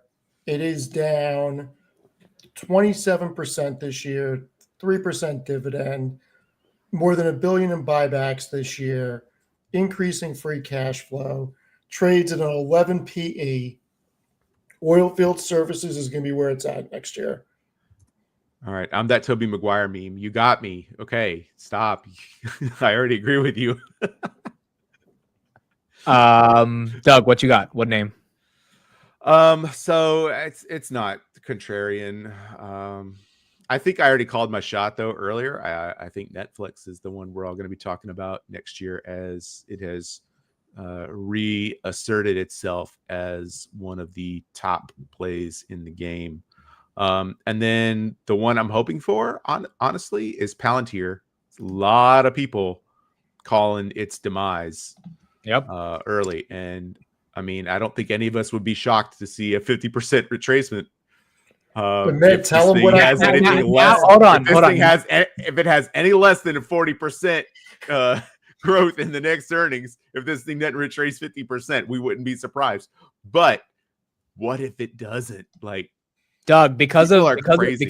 because of what you just said, I remembered what Steve called me about 30 minutes before the show started. Like I literally forgot, and what you said just made me remember. Steve, you want to tell the audience what you said? It'll be funnier coming from you. Steve calls me 30 minutes before. I'm like, all right, he has a question about the topics. No question about the topics. No question about the logistics. He's like, hey, what do you think about buying a fuck ton of puts on Palantir next year? That was his question. And I was like, okay, I guess if you want to hedge, like that's so obviously we do have a lot of people calling the top. No, right? not a hedge, just a straight gamble. I mean, regardless, you do have a long position, so it is a little bit of a hedge. But yeah, I do think there are going to be a lot of put buyers on Palantir next year, and I don't know if those puts are going to print. The put action's insane right now. I'm looking at it right now. It's insane. Didn't you already sell a bunch of calls though against your long position? Yeah, but I can Now you buy want put. to double down on it go in the wrong direction? I mean, listen, That's true. If it goes down, your covered calls just get to breathe a Your little covered calls print. bit, at least a well, little they bit don't more. print. I just get my money back. That's fair. Well, you go from minus 1,1300% to maybe even. No, I'm Chris. telling you, $60 puts on the February 21st chain look interesting. If you want to do it before earnings or after earnings, that's be my guest. But Yeah, that's right after earnings. I know it's a little risky. I don't know if I would do that, but if people are going to do it because people think it's ready to drop, so people will be there. Chris, what is your top contrarian play next year? China. Even though a lot of people are thinking China's dead, I think the stimulus measures will start to take effect, in which case China should hopefully have a recovery in the third and fourth quarter, but we'll see. Okay, Matt, your top contrarian play next year. Man, this one's tough. I still think that people think that Rocket Lab. There are some people that have turned around and started to see the brilliance of I think Peter Beck and what they're doing over there. But I still think there's a lot of people that are iffy, like Steven over here, who thinks it's still a Rocket Money It's a mortgage company. A mortgage company. I know he's jesting with me, but he literally called me the other day. He's like, "Hey, I saw a commercial about your company," and I'm like, "Rocket Lab's doing commercials?" And then literally 20 minutes later on the TV, I see a Rocket Money, which is a subset of Rocket Mortgage. Anyway, I started giggling like a little schoolgirl.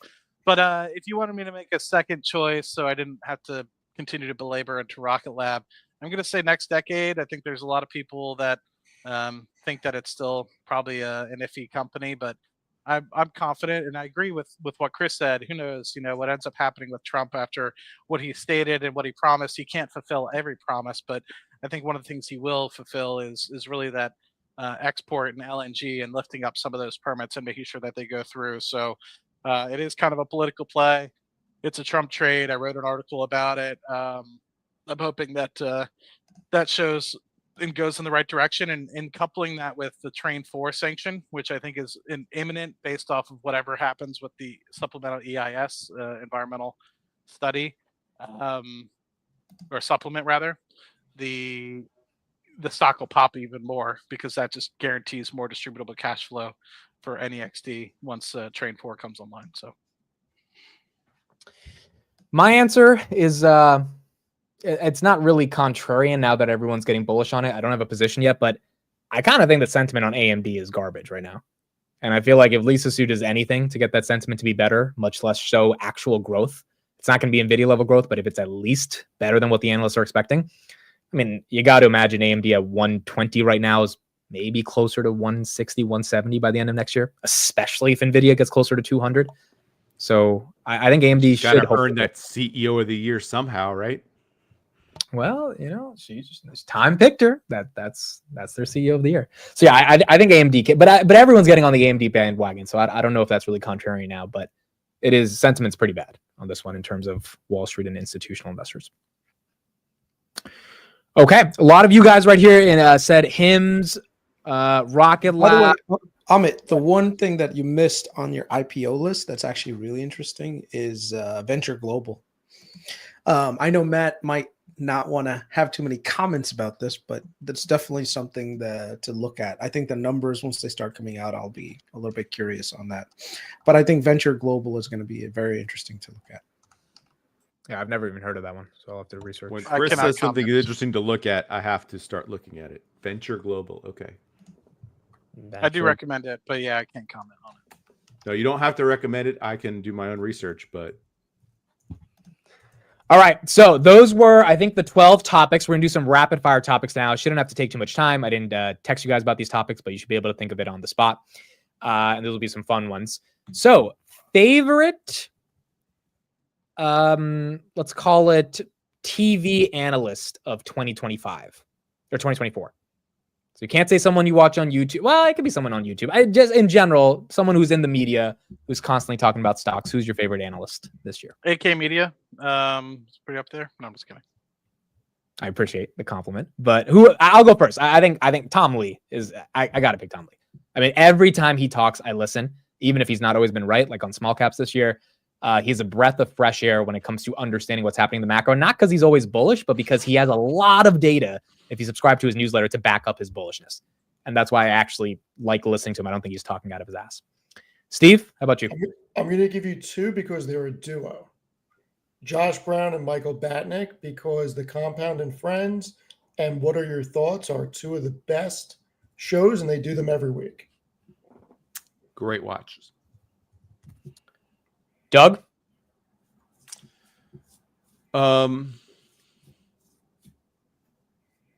Does that, if they're on, like, if we can include YouTubers, Yeah, you can include. it is Arnie. If you're not paying attention to what Arnie is talking about, and I love me some Chris Patel and Steve Farrell too. Do not think that I do not. I pay attention to what those guys say. But if Arnie is looking at something, you should be looking at it too. And I'll just leave that right there. I would agree. I would agree with Arnie as well. Chris, how about you? Honestly, myself. This motherfucker, bro. This No. The reason, let me explain. There's a reason. Hey, good. I pay for that Discord. I pay for that Discord every month. I know what it's worth. This mother effer, bro. No, the reason why I say that is because I used to try to listen to other people religiously, and I realized that there was some kind of internal bias that they were kind of projecting out. And so sometimes, you listen to them, you want to agree with them, so you end up moving into that direction and you end up developing the same biases. So instead, what I do is now I listen to myself. And as all of you guys as investors, you should be listening to yourselves. That is the best answer. You turned an arrogant answer into something philosophical, which I like. Yeah. You get credit for that. Yeah. You have to, because look, everyone here, let's just admit, when were people bullish on Robinhood? Not a lot of people on CNBC were there saying, oh yeah, let's buy Robinhood. No, you did. You took the chance.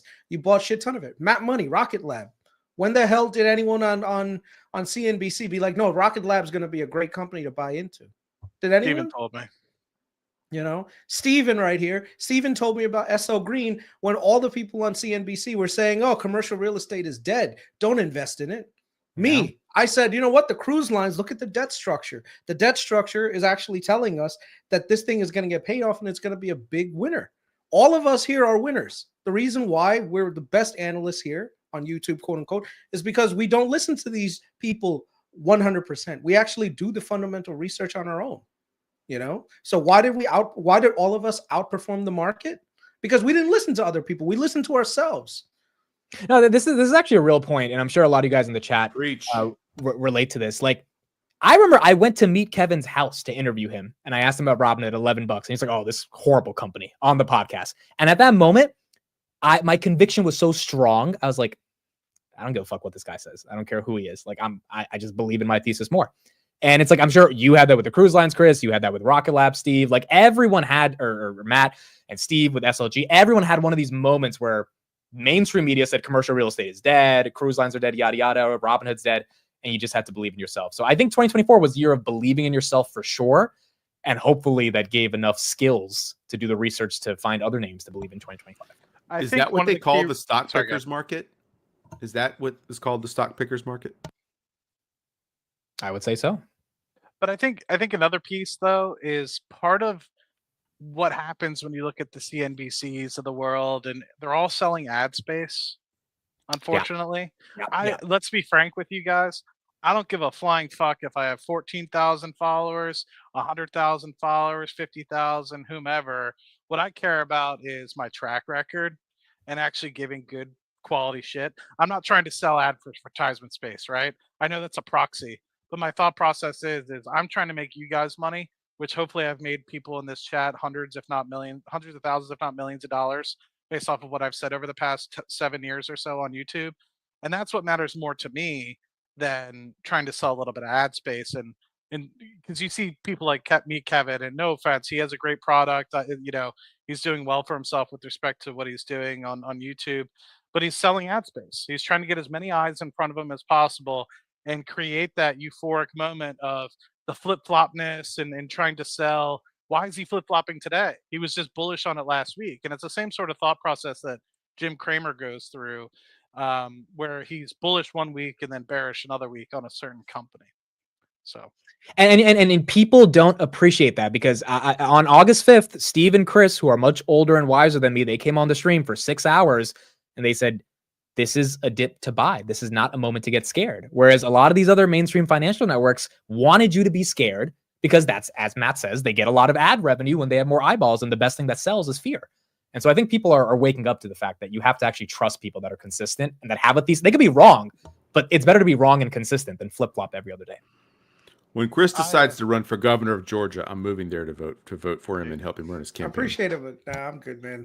With all the political fallout, bro, I don't want to deal with that. No. All right, here's the next one. Oh, go ahead, I was going to say my favorite analyst off the TV is Stephen Fiorillo. I'm not trying to just float his boat and get a reaction. I mean, I talked to the guy, and he really is literally writing 24/7 on 4 or 5 different companies a week, and the amount of material this gentleman puts out, and not just puts out garbage, he's putting out high quality content. And it goes to the fact that what he showed with SLG and many other companies, NVIDIA, I think, will also play true to what he's talking about with respect to utility companies and the increase in data storage and everything that's going to happen. So, I mean, I don't think that he gets enough credit. So please make sure you guys follow him on Seeking Alpha.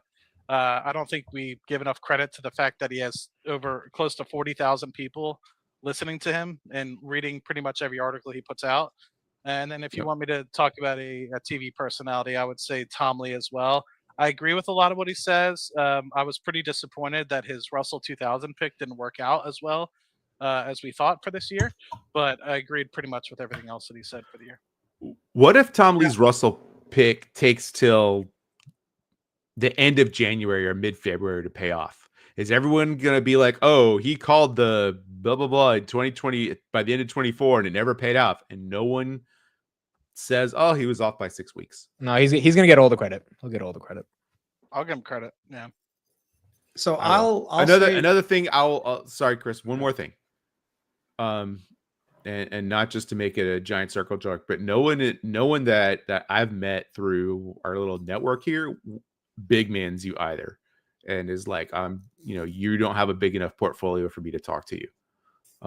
That is another thing that I think this whole community, everybody here. Yeah. I was just about to say that exact thing right there, which is investing isn't just about figuring things out yourself or listening to someone else. It's about building a group of people around you that you can put ideas to and see what they think. And when you all reach certain levels of consensus, you can say, you know what, this actually could be something to look at, because everyone is going to play their own thesis on something. Now, here's one of the things that people may not know. Me and Steve, we talk all the time. We call each other, hey, Steve, what's going on? Like, fuck Palantir. It's too overvalued right now. And that shit just keeps going up. And sometimes we'll vent to each other, and that's how you should be investing, because each one of us brings a different style of investing. And so when you have a group of friends that you can reach out to, you can talk to, you can ask questions about, and play thesis against each other, you end up getting the highest quality returns, right? Dude, because Chris, someone on our video last week commented today,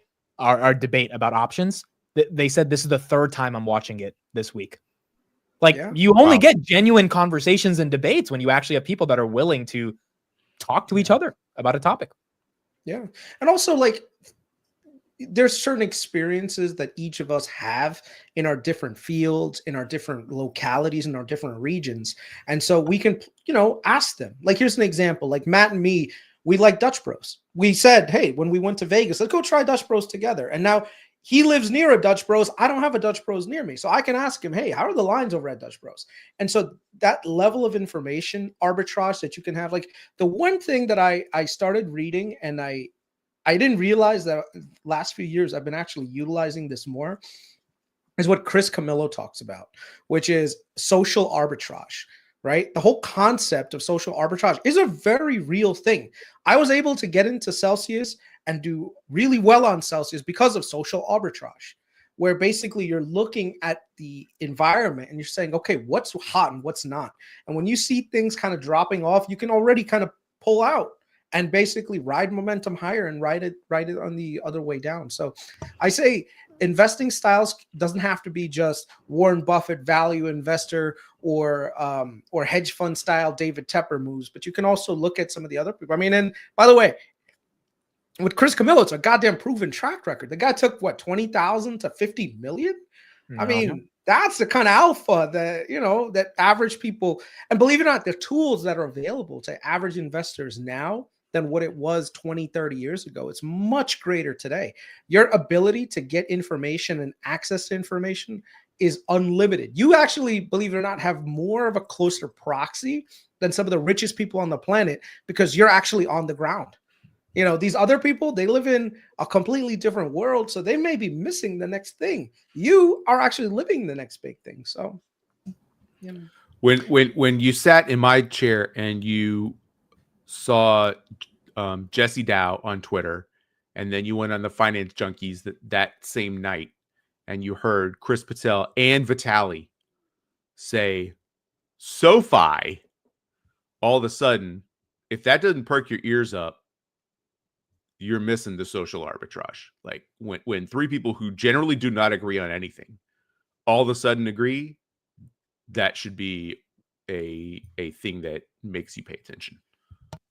Yeah, and I think in general, this community, I mean, like I've never really seen anyone for the past 2 years shit on other people for their portfolio size or losing a trade or winning a trade. I mean, most of the time when people in the chat say, oh, I just crossed 100K or I just got to 500K, just got to 1 million, everyone is super supportive. And that's just really valuable because you don't want a community where people are like, oh, you don't have 100K, I can't talk to you. Because that person who might not have 100K has a lot of understanding of XYZ stock because they're using the product every day and they can add value. And I think everyone at the end of the day just wants alpha from whoever can provide that DD. And I think not to mention Sorry, I was thinking the reason why. Sorry, I didn't mean to cut you off there, Chris. No, sorry. I think one of the reasons why is because we all started at zero. Yep. Some of us actually started below zero. So I remember my first 100,000. I remember my first $500 in the market. Like it was scary as fuck when Sirius XM went down 5%, and I'm sitting there eating lunch, which cost me $8, by the way. And I'm sitting there complaining that I lost $5 in the market, and it's like the lunch that I was eating at the time was more than the $5 that I lost on paper in the market. And then I remember going to 100, and then I remember when my dividends crossed $1,000 a month, and then I remember going to 250, and I remember hitting the 7-figure mark, and the rest is kind of history. It's exciting, right? Those things are monumental, and it's more about the persistence of getting involved in the market and continue to add money and treating it like a business. And so I recognize it when somebody hits 50, 100, 150, 200, because those are big milestones, especially then. Chris, last thing from you on this one. No, it's a very interesting topic on how you can utilize a lot of the stuff that we're talking about to look. The one detraction that I will say is that sometimes we can't be as up to date with exiting our positions, and that may feel like we're rug pulling people because some people reaching out, oh, Chris, look, you lost money on Celsius. And I'm like, yeah, no, I got out at a pretty good price, And so a lot of times what happens is you could like something today and not like it tomorrow. But if you're not actively doing social media, sometimes people, will completely miss out on the exit portions, right? So right now we could all be bullish on a certain company, and we can say tomorrow, you know what, I don't think the valuation is good anymore. I think right now is the time to get out. But unless like you're very forthcoming and you're watching all the episodes, you may not recognize that, because there are periods of time where it's a good investment, and then there are periods of times where it's not a good investment. So this is why you have to do your own research and make sure that the thesis that you have is your own and you're aligning with it, and keep following. That's why you got to follow and subscribe on it. See, because we all bring the information. So if well, that's the cool thing about you guys. It's like you guys have become my Tom Lees, my Dan Iveses of the world, because I'll call you up, you'll call in, and people want to listen to you guys. All three of you, Matt, Steve, and Chris. When you guys talk, people want to listen into what you guys have to say. So I think it's just a really cool community that we've been able to form. All right, next one on rapid fire. Favorite money manager of 2024. This could be Tepper. This could be Kathy Wood. This could be Ackman. This could be Buffett. Who is your favorite money manager this year? Steve. I stopped listening to the money. I don't follow any of them. So I don't follow. Yeah, exactly. All right, pick one. Pick one of these. I don't even look through their 13 Fs. I could care less. Yeah.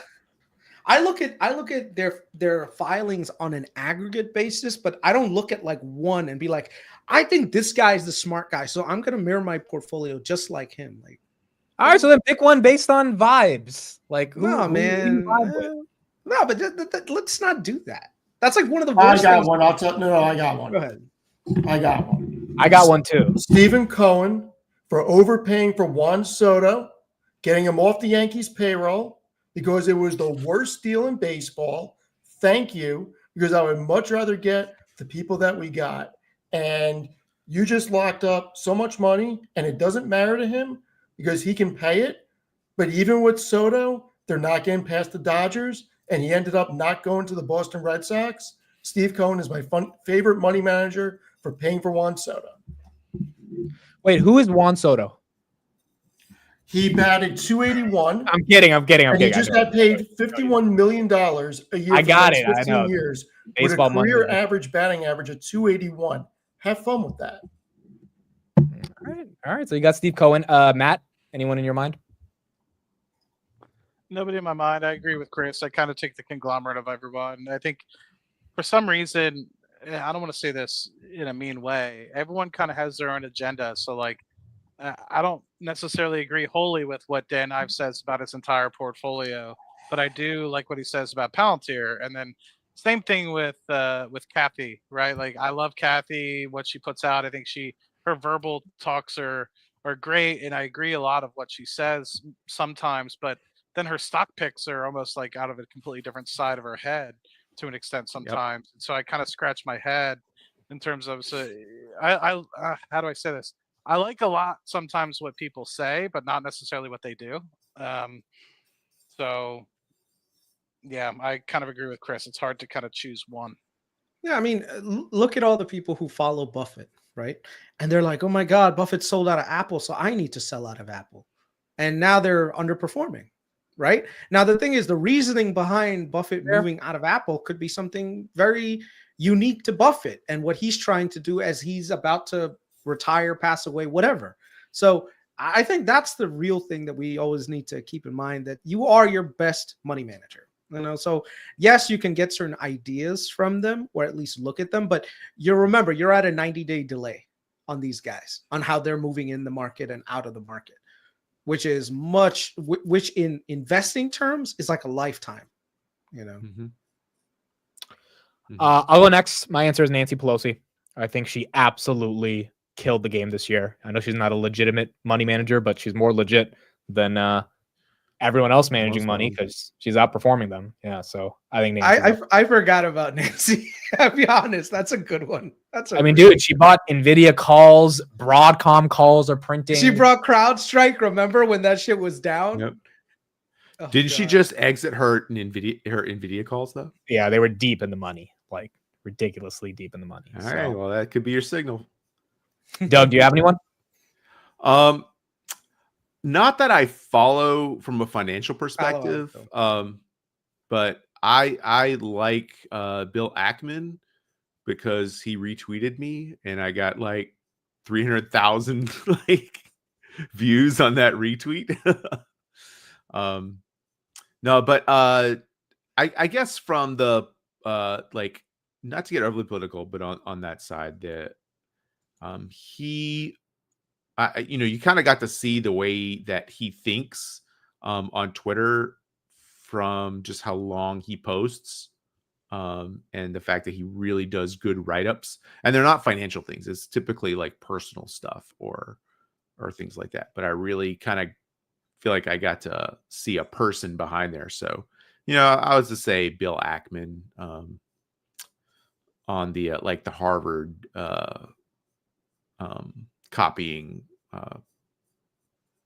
scandal stuff. I thought was useful to see somebody finally standing up and saying something. All right. They could just keep their mouth shut is the easy way to do it. All right, last one for the official stock market awards of 2024. This is a two-part answer. You guys can think on this one. The chat, you guys can answer this as well. A bunch of guys said Carl Icahn, Pelosi. A lot of Pelosi's here. We got some Bill Ackmans. So pretty much all of you guys agreeing with the answers that we had. What is your biggest fear and your biggest opportunity for 2025? Meaning one thing you are deeply scared could happen, which could mess up either your individual holdings or the broader market. It could be rational fear, irrational fear, just something that, it keeps you up a little bit thinking about. And then one massive opportunity you think if XYZ happens, markets can go crazy, and that could be great for all of our portfolios. For me, I think it's a falling out of Trump and Elon and the recent people who've joined the MAGA movement. I think a lot of business leaders are looking at this and saying, you know what, maybe it's time to give Trump a chance, and maybe following along and saying, let's invest. But if, let's say, Trump goes a little bit, nuclear and has a falling out with people, because he does tend to have that could bleed into sentiment, in which case now you have economic realities coming in where valuations are high, and then you have all this other stuff. So the thing that I most want to see is a successful Trump presidency, but I'm also scared that sometimes personality clashes, and also some of the people surrounding him may also have those personality clashes, in which case it would lead to a lot of bad decisions and we could end up in a bad place. So, yeah. And then biggest opportunity, Chris, anything you think would be really good next year? I think the biggest opportunity is inflation coming down. If inflation right now, the Fed is saying, you know what, our growth rate is going to be fine, but our inflation is also going to be sticky. If the stickiness in inflation actually does not end up persisting and we actually see some reduction, that means that we can go back to a rate cutting environment, which would be really good for a lot of the small caps who are more sensitive to that market. So it would give a lot of, and there are a lot of great small caps out there that have been really oversold, but until the rates come down, they're not really the greatest to look at as an investment. So. Okay, Steve, give me your greatest fear and opportunity for next year. That we have mass layoffs again, greater than this year from what we saw in the tech industry. We know Intel's looking to cut more jobs, and we could see more efficiencies as AI gets more proficient in these software platforms. Hopefully it doesn't happen too quick, but if that happens and we don't figure something out, it could lead to mass defaults and really the potential for an elongated recession.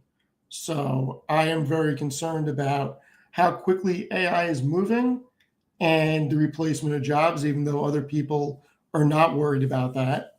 And also, when full self-driving happens, I think that's going to add another layer of problems on the job market too, in the transportation industry.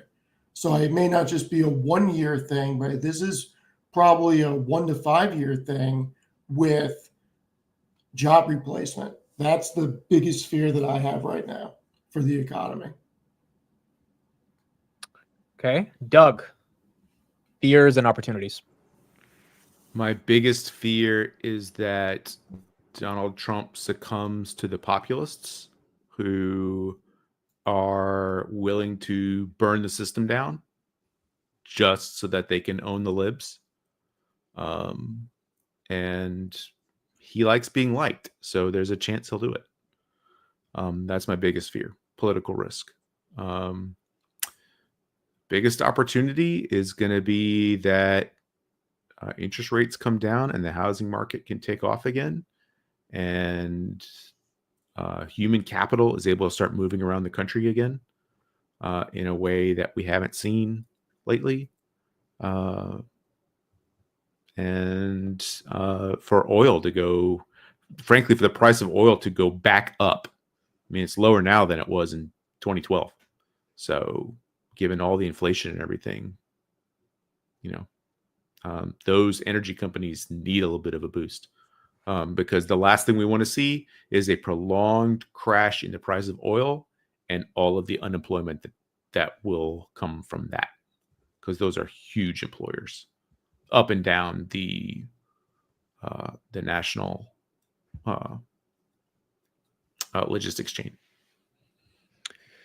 Yeah, I'll go next. My biggest fear is similar to what Glitch Life said in the chat around concentration risk and not getting a broadening out of the market, because at some point, I think people are going to get tired of buying the Mag 7. And the subsector to that fear is what if they stop spending on CapEx? Now, I don't think that's going to happen. Steve doesn't think that's going to happen. Steve's giving me all the stats for why that won't happen. I think CapEx spending will be good. But if they slow down on the CapEx by enough to get the street to think, wait a second, why aren't you spending more on NVIDIA's chips? Maybe that's bad for NVIDIA, but good for other Mac 7s that are developing their own stuff. Or maybe they just aren't buying more chips, and that might not be the best thing in the world. So I think concentration risk is a big risk, and we have to see the Mac 7 continue to execute. My biggest opportunity is inflation coming down. So I agree. Housing market does better. CPI comes down. Shelter comes down. We get more rate cuts, probably 3 to 4 versus 2. I think the 2 is BS. I think we're getting at least 3. And that means small caps should be in a better rate environment. We should be able to hire more people. And JPOW gets to be one of the greatest Fed chairs of all time if this happens. Matt, your biggest fear and opportunity for 2025?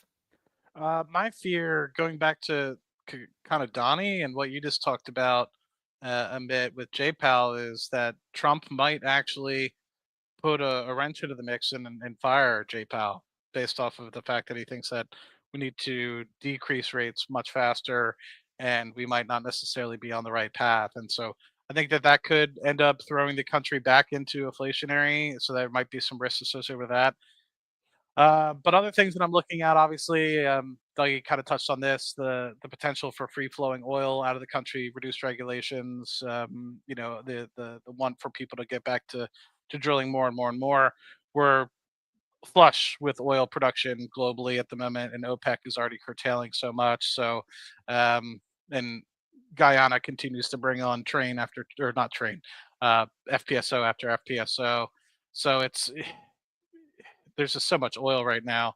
The thing that I would like to see a little bit more of is US LNG being exported, because the world still needs more. You're still seeing Japan and Europe trade north of $10 per MCF, and here we are in the US trading at $3, $3.50. So there's a lot of margin associated with that. So I think right now we're kind of constrained, and by the time we get to the end of 25, early 26, we'll start to see US LNG prices kind of increase. So it's going to be interesting to see how that dichotomy plays out, with oil prices being pressured from an price environment perspective, but offset by natural gas prices, which we've seen intermittently over the past probably the past decade, I guess, but not on a sustained basis. Now I think we're actually getting to a place where that could sustain towards the latter half of the decade. So curious to see how natural gas prices end up playing out. All right. That is it. The 2024 awards are now complete.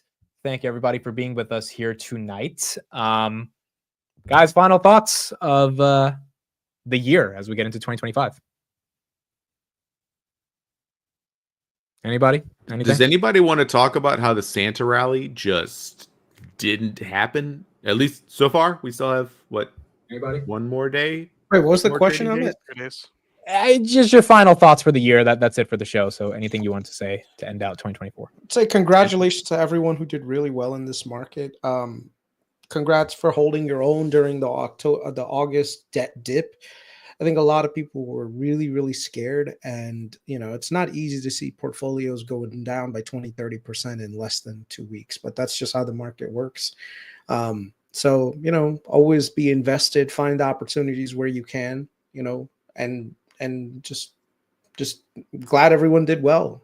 If you didn't do well this year, figure out why. Do some self-realization, do some analysis. Like, did you just go into a name because you said it was gonna be the next big thing, or was there logic or reason, something that made sense? Like for me, I introspectively look at why I missed a big run in Palantir, because I focused too much on valuation instead of looking at the social arbitrage point of view, right? So these are the kinds of things that you have to do as an investor every year to get better and better.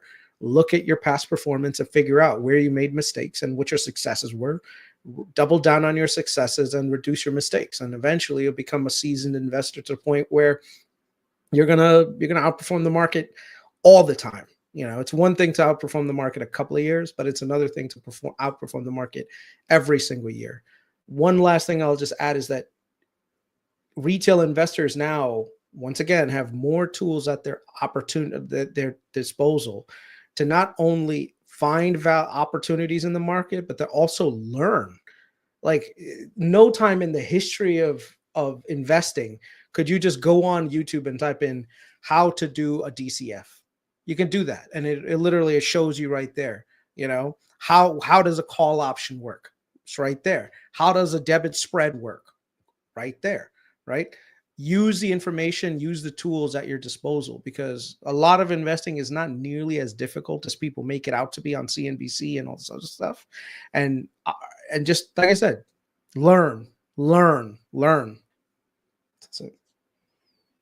That's all we can do. Keep learning. And Doug, yeah, I agree. Santa Claus Rally right now is kind of stalled, but we got 2 days left, so hopefully it does come back. Any closing thoughts by anybody? Doug, Steve, Matt? I have thoughts of. Go ahead, Doug. Sorry, I was just gonna echo what Chris was saying about learning, and take advantage of your network. We've heard our network is our net worth. I know some guys in the pod have really been able to have access to some amazing opportunities this year because of people they know. One of the people that I got to know from this group and networking within this group dropped 91 pages of due diligence for me to read this weekend on quantum computing.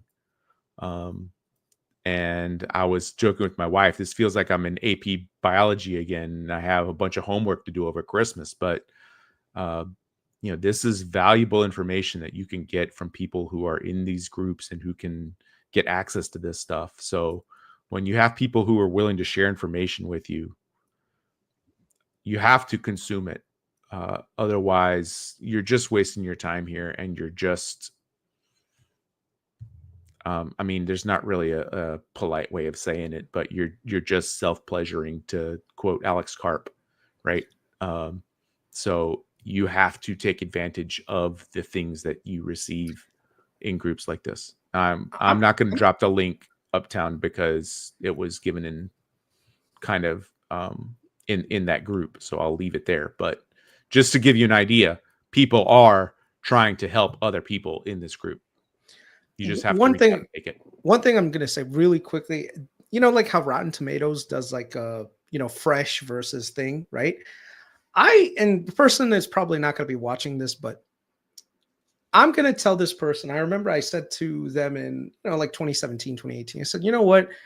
I like investing. And I think I can make something of a career from investing and talking about it and everything else. And I still remember this person saying to me, you think you can outperform the market? You think you're smarter than all these hedge fund managers out there, all these guys that have all this information? You think what makes you special, right? And I said to him, well, I don't know what makes me special, but I'm going to fucking find out, And lo and behold, what is it, 7 years since then? 7 years later, I've performed him like there is no tomorrow.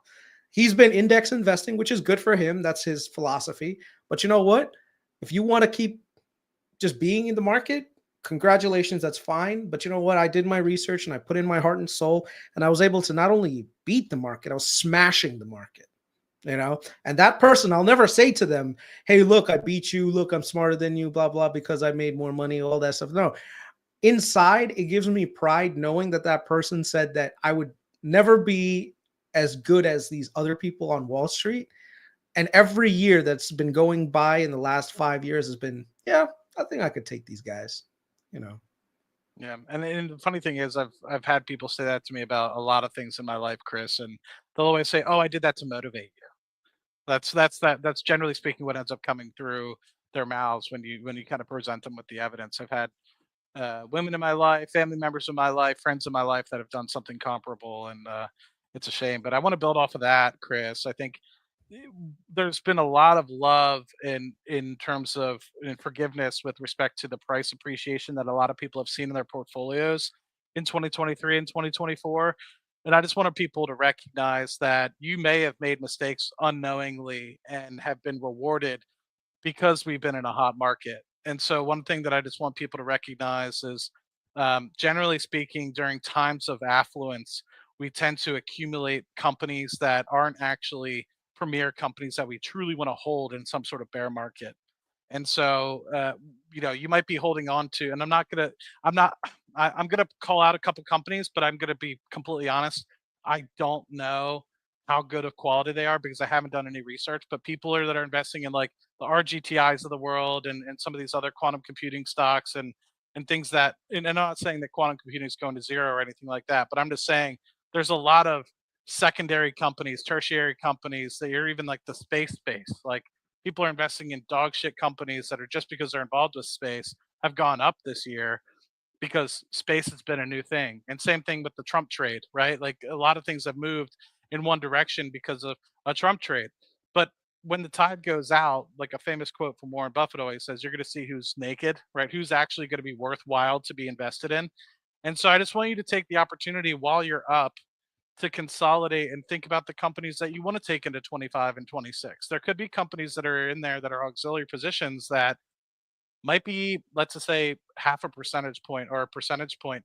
Think about, do I actually want to grow this position or do I want to get rid of it and use that money to go into the Googles in my portfolio or the Palantir or the Rocket Labs in my portfolio that I want to continue to develop into the next decade of performance. And so I'm not saying rightly or wrongly what you're investing in, whether it's quantum or whatever is wrong, but just use this opportunity while the market's up to do some retrospective thinking. And also what Chris said, I mean, I don't necessarily think that index investing is bad, but and I'm not saying Chris says that either, but always recognize what's right for you in your portfolio. Is wheeling right for you? Like Amit and Chris had a great debate about that. What are you exactly trying to get out of your portfolio? Is it price appreciation or is it income? And depending on how you view that perspective, you're going to side with Amit or Chris, and neither of you are wrong, right? So it's interesting in that perspective to see.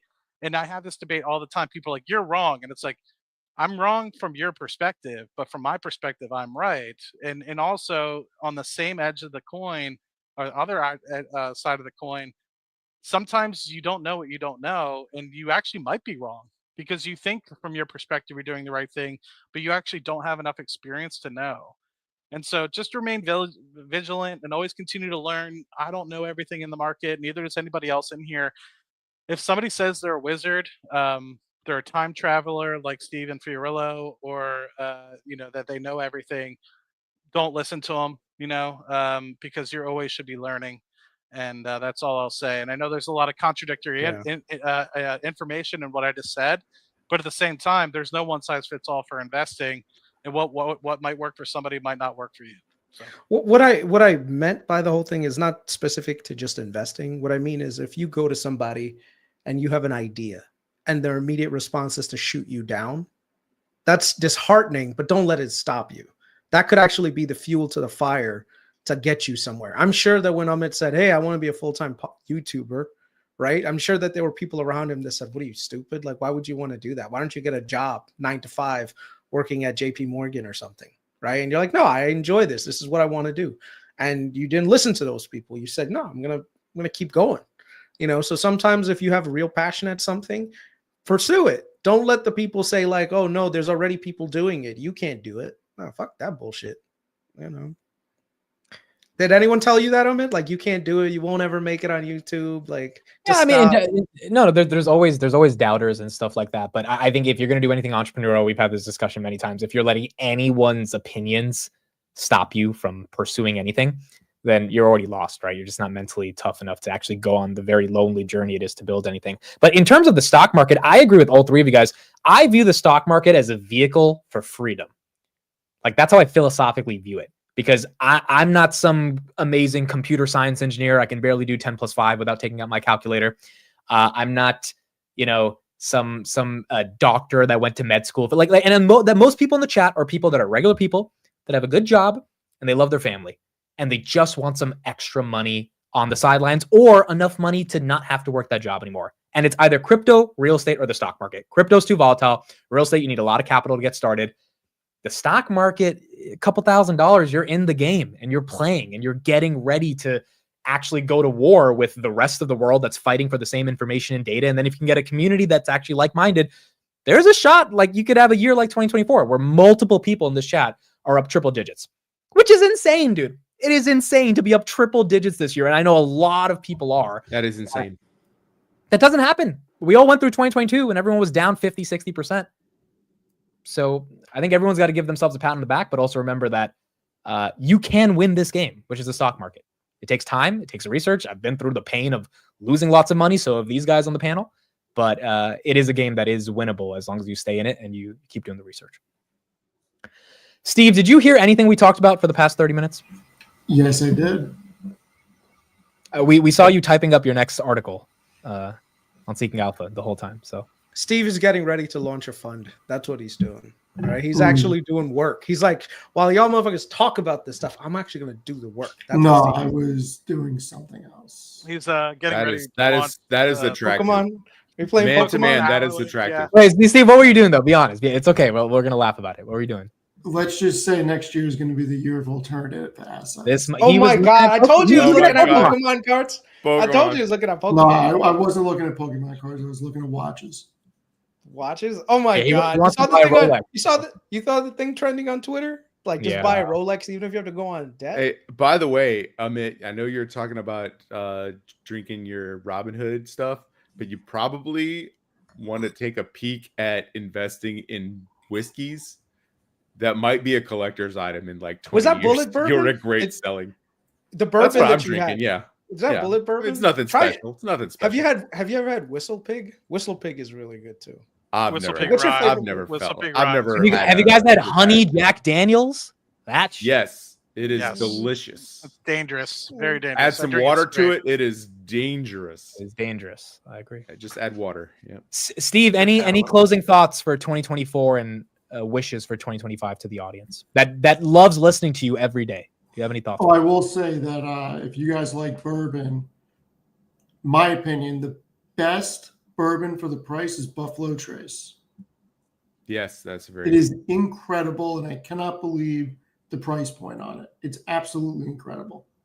I used to Does think about anyone have? Blanton's, then they raised the price on Alternative. I was gonna assets. say, yeah. I was gonna say, does anyone buy Blanton's? Because that could be one. I got a bottle. I got a bottle in my liquor cabinet, Blanton's, unopened. My in-laws, they used to own a liquor store, and the thing is, like, for Blanton's, like, like you collect the horses that are on the bottle, right? Yeah, hard to get because it's on allocation. Yeah, it's on allocation. Like, so my in-laws would have to buy, like, I don't even know how many cases just to get one bottle of Blanton's in the store, and I think they still have some. So it's interesting. Weller's on allocation too. The Weller 151. There's some really. I can't believe how expensive some of these bottles go for. I really can't. Like, some of these Michter's bottles are insane. The tequilas are like that too. I forgot which one. The one that comes. Let me see. All right, Steve. Any thoughts for the audience? Any well wishes for the rest of the year? Anything you want to say? You want to say thank you for them clicking on your articles and listening to you? Anything you would like to? I just hope everybody does well in 2025.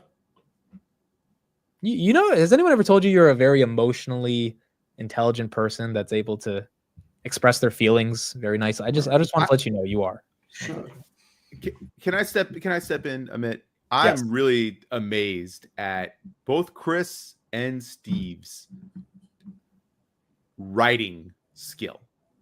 Like their ability to just get their thoughts out on, and you would say on paper, but get their thoughts out in a digestible format in their articles. Chris, on your Patreon, I remember reading your the first DD you did on your Patreon, and I was like, I've been watching this guy on YouTube. He's an amazing writer. What is he doing? Like broadcasting? He should be writing for a living. Alpha. I've been trying to get this guy to now, write for Seeking I Alpha. haven't. I have to confess, I have not seen Matt's articles, but I get notified on every single one of Steve's articles dropping on Seeking Alpha, and you're a fantastic writer too. I'm really jealous of both of your abilities to just narrow down everything to the important information, but also just like the art of being good writers. And Steve can write an article in like 3 hours, dude, and it'll be the best Seeking Alpha article on the platform that day. It's kind of insane. I think what it is yeah. Go for it. So I got something coming out on Monday, not to plug anything, but index funds are not the same. So what I mean by that is, my opinion, there's zero reason to own a total market index fund unless that is your only option as an alternative to a target date fund in a work-sponsored retirement account versus an S&P index fund. It does not outperform, and it does not mitigate risk more, as we saw on Friday. It is crazy that when people have a choice, they are allocating toward a total market fund rather than an S&P index fund. It is absolutely bonkers, in my opinion. Total market, Wait, like strictly do you mean US, like or VTI versus VTI versus VOO? Got it. Okay. Yep. We'll be reading that article on Monday. It is crazy when you look at the data. It's just unbelievable. Chris, what were we going to say?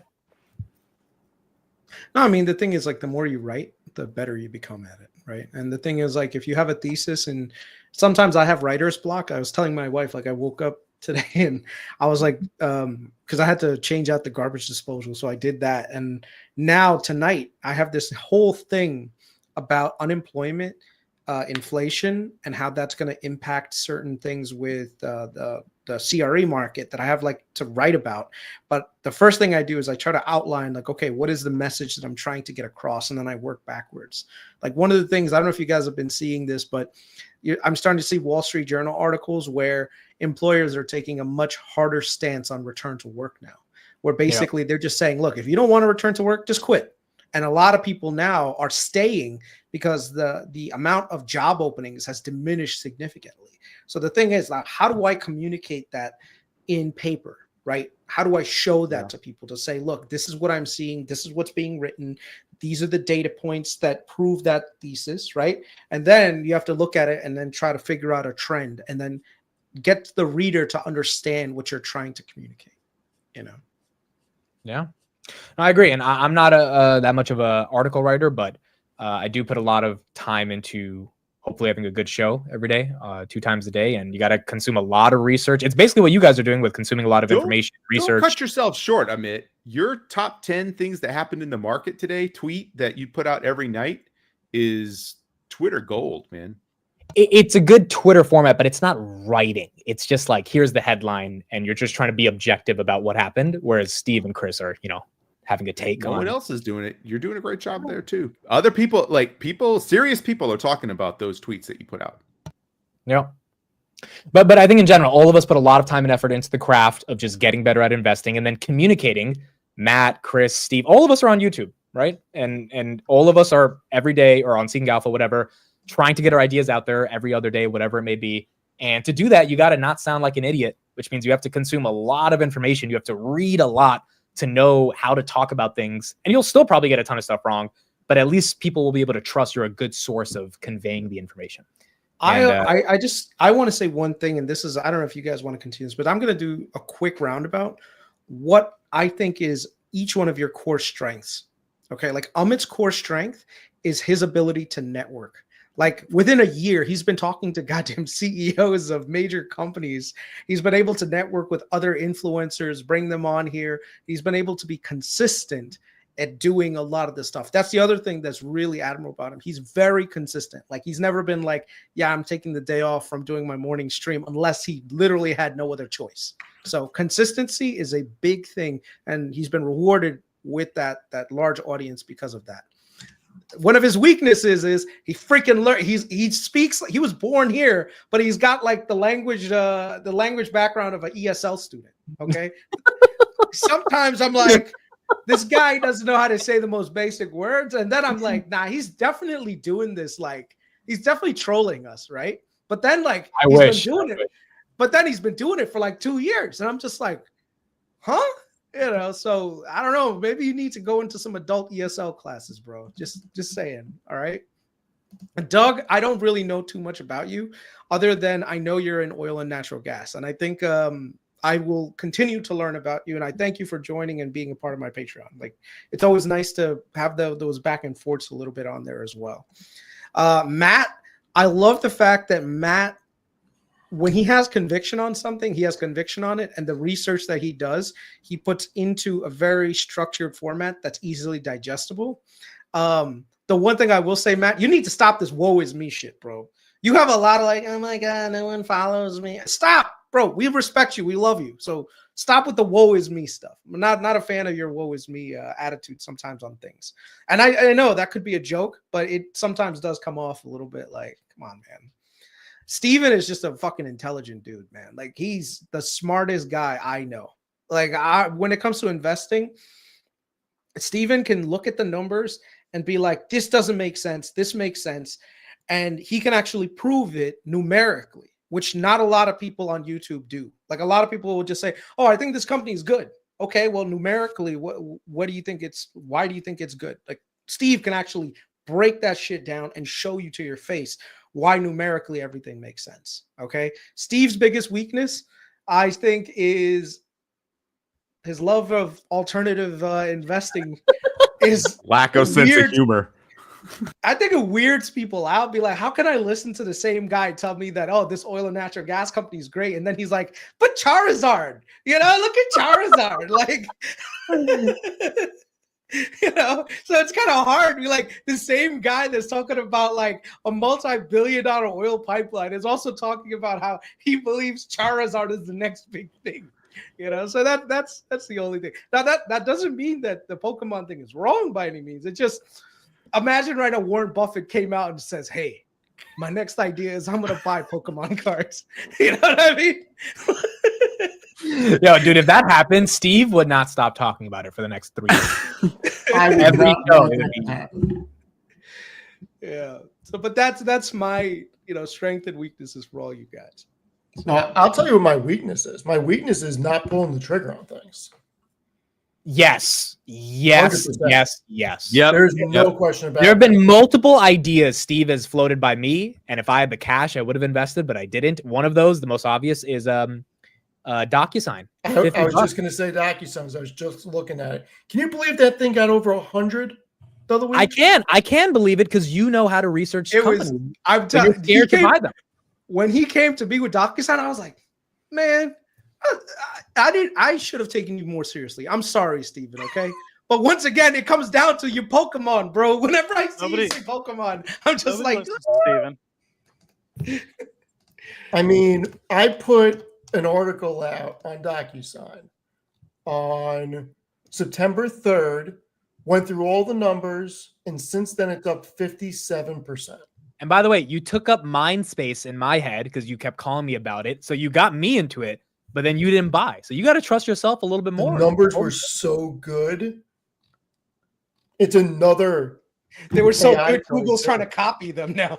It's so good, Google's like, we need to create a fucking competitor to this shit. Oh, man. I'll tell you, so I'm thinking about exiting some positions and going very heavy on Slumberger. All right. Like It's the numbers don't make Schlumberger. sense. Yeah. Schlumberger. I can't believe the 2 oil and natural gas guys didn't Schlumberger. correct it. It's Schlumberger. No, I'm going to call That's it how I want to call it. Schlumberger. Even You I damn call it Slumber. Democrat. The Democrat. No, but the numbers don't make sense on it. The market cap's 53 billion. It just doesn't make sense. All right. Well, if you guys want to know more about Schlumberger, go to Steve Seeking Alpha. It's in the description, and you guys can read his article. I think that's it for us. This was fun. 2-hour stream on a Saturday night. We have 714 people here, which is a testament to how much people enjoy your guys' insights, because without you guys, we don't have this community. And that's pretty much it for us for 2024. And now we head into 2025. You guys are doing Finance Junkies tomorrow? Yeah. Oh, tomorrow we will have a The OG OGs, episode. I heard. Oh, Yeah. yes. The gang I'll is try back for one try not episode. It's I'll try not. not to dunk on Vitaly too hard with the end phase thing. Yeah, I'm gonna try, but then you'll dunk on me with Me with becoming Bitcoin, bro. Bitcoin and Tesla. So I'm gonna have to be careful how I navigate that. I think how I've described Enphase in the past is the reason why Vitaly hates me. So Yeah, tomorrow will Hey, be tomorrow will be fun. Hey, I lost about 100 pounds listening to you guys that doing your nightly streams when I was out taking my walks. So much love for you guys doing those for what was it, 2 years almost? Y'all did that? A year and some change. A year and some change. Roundabout. Yeah. It was fun though. It was good. Obviously, schedules just got busy. We weren't able to. Yeah. As you guys can see, a daily stream is tough. Right? Well, you never had like Bitcoin or Tesla take off on you either. Like, dude, if the Bitcoin run had happened while y'all were doing your show, y'all would still be doing it 100%. Y'all maybe a 500,000 I subs. don't And, think so. I don't think so. Yeah, the schedule is really, dude. Vitaly, he has a real job. He missed like Yeah. 10 shows at the like. It's just, and Carlos he has a kid now. He has Yeah. 2 kids. Like, it's just tough. They work in a field where they're always traveling. Well, not so much. Well, Carlos too. Carlos had to travel. Vitaly traveled all the time. Yeah, they're in media. They're in media. He'd be on multiple sets. So But we're gonna be doing an OG. you guys ever episode watch tomorrow. that show? What was it? The Sins of the South or something that he was doing? No. I watched a couple of them. They weren't bad. And I was like, oh, hey, this is Vitaly's show. You worked on. Yeah. So OG episode tomorrow to end out the year, and then we got 2 days left of this year. Hopefully, Monday and Tuesday are not too bad in the markets, and then 2025 starts on Thursday for the markets. So it's going to be exciting. It's been a hell of a ride so far. Thank you everybody for being part of this community. Thank you all for being here today. Everyone's Twitters and YouTube Seeking Alphas are in the description. And I'll be back tomorrow for the Sunday's Future Show. Finance Junkies tomorrow on the Finance Junkies channel. And we'll see you guys in 2025. later. Thanks for Bye, having me. everyone. Have a good one. Good night, everybody. Thanks for being here. Bye-bye. All right.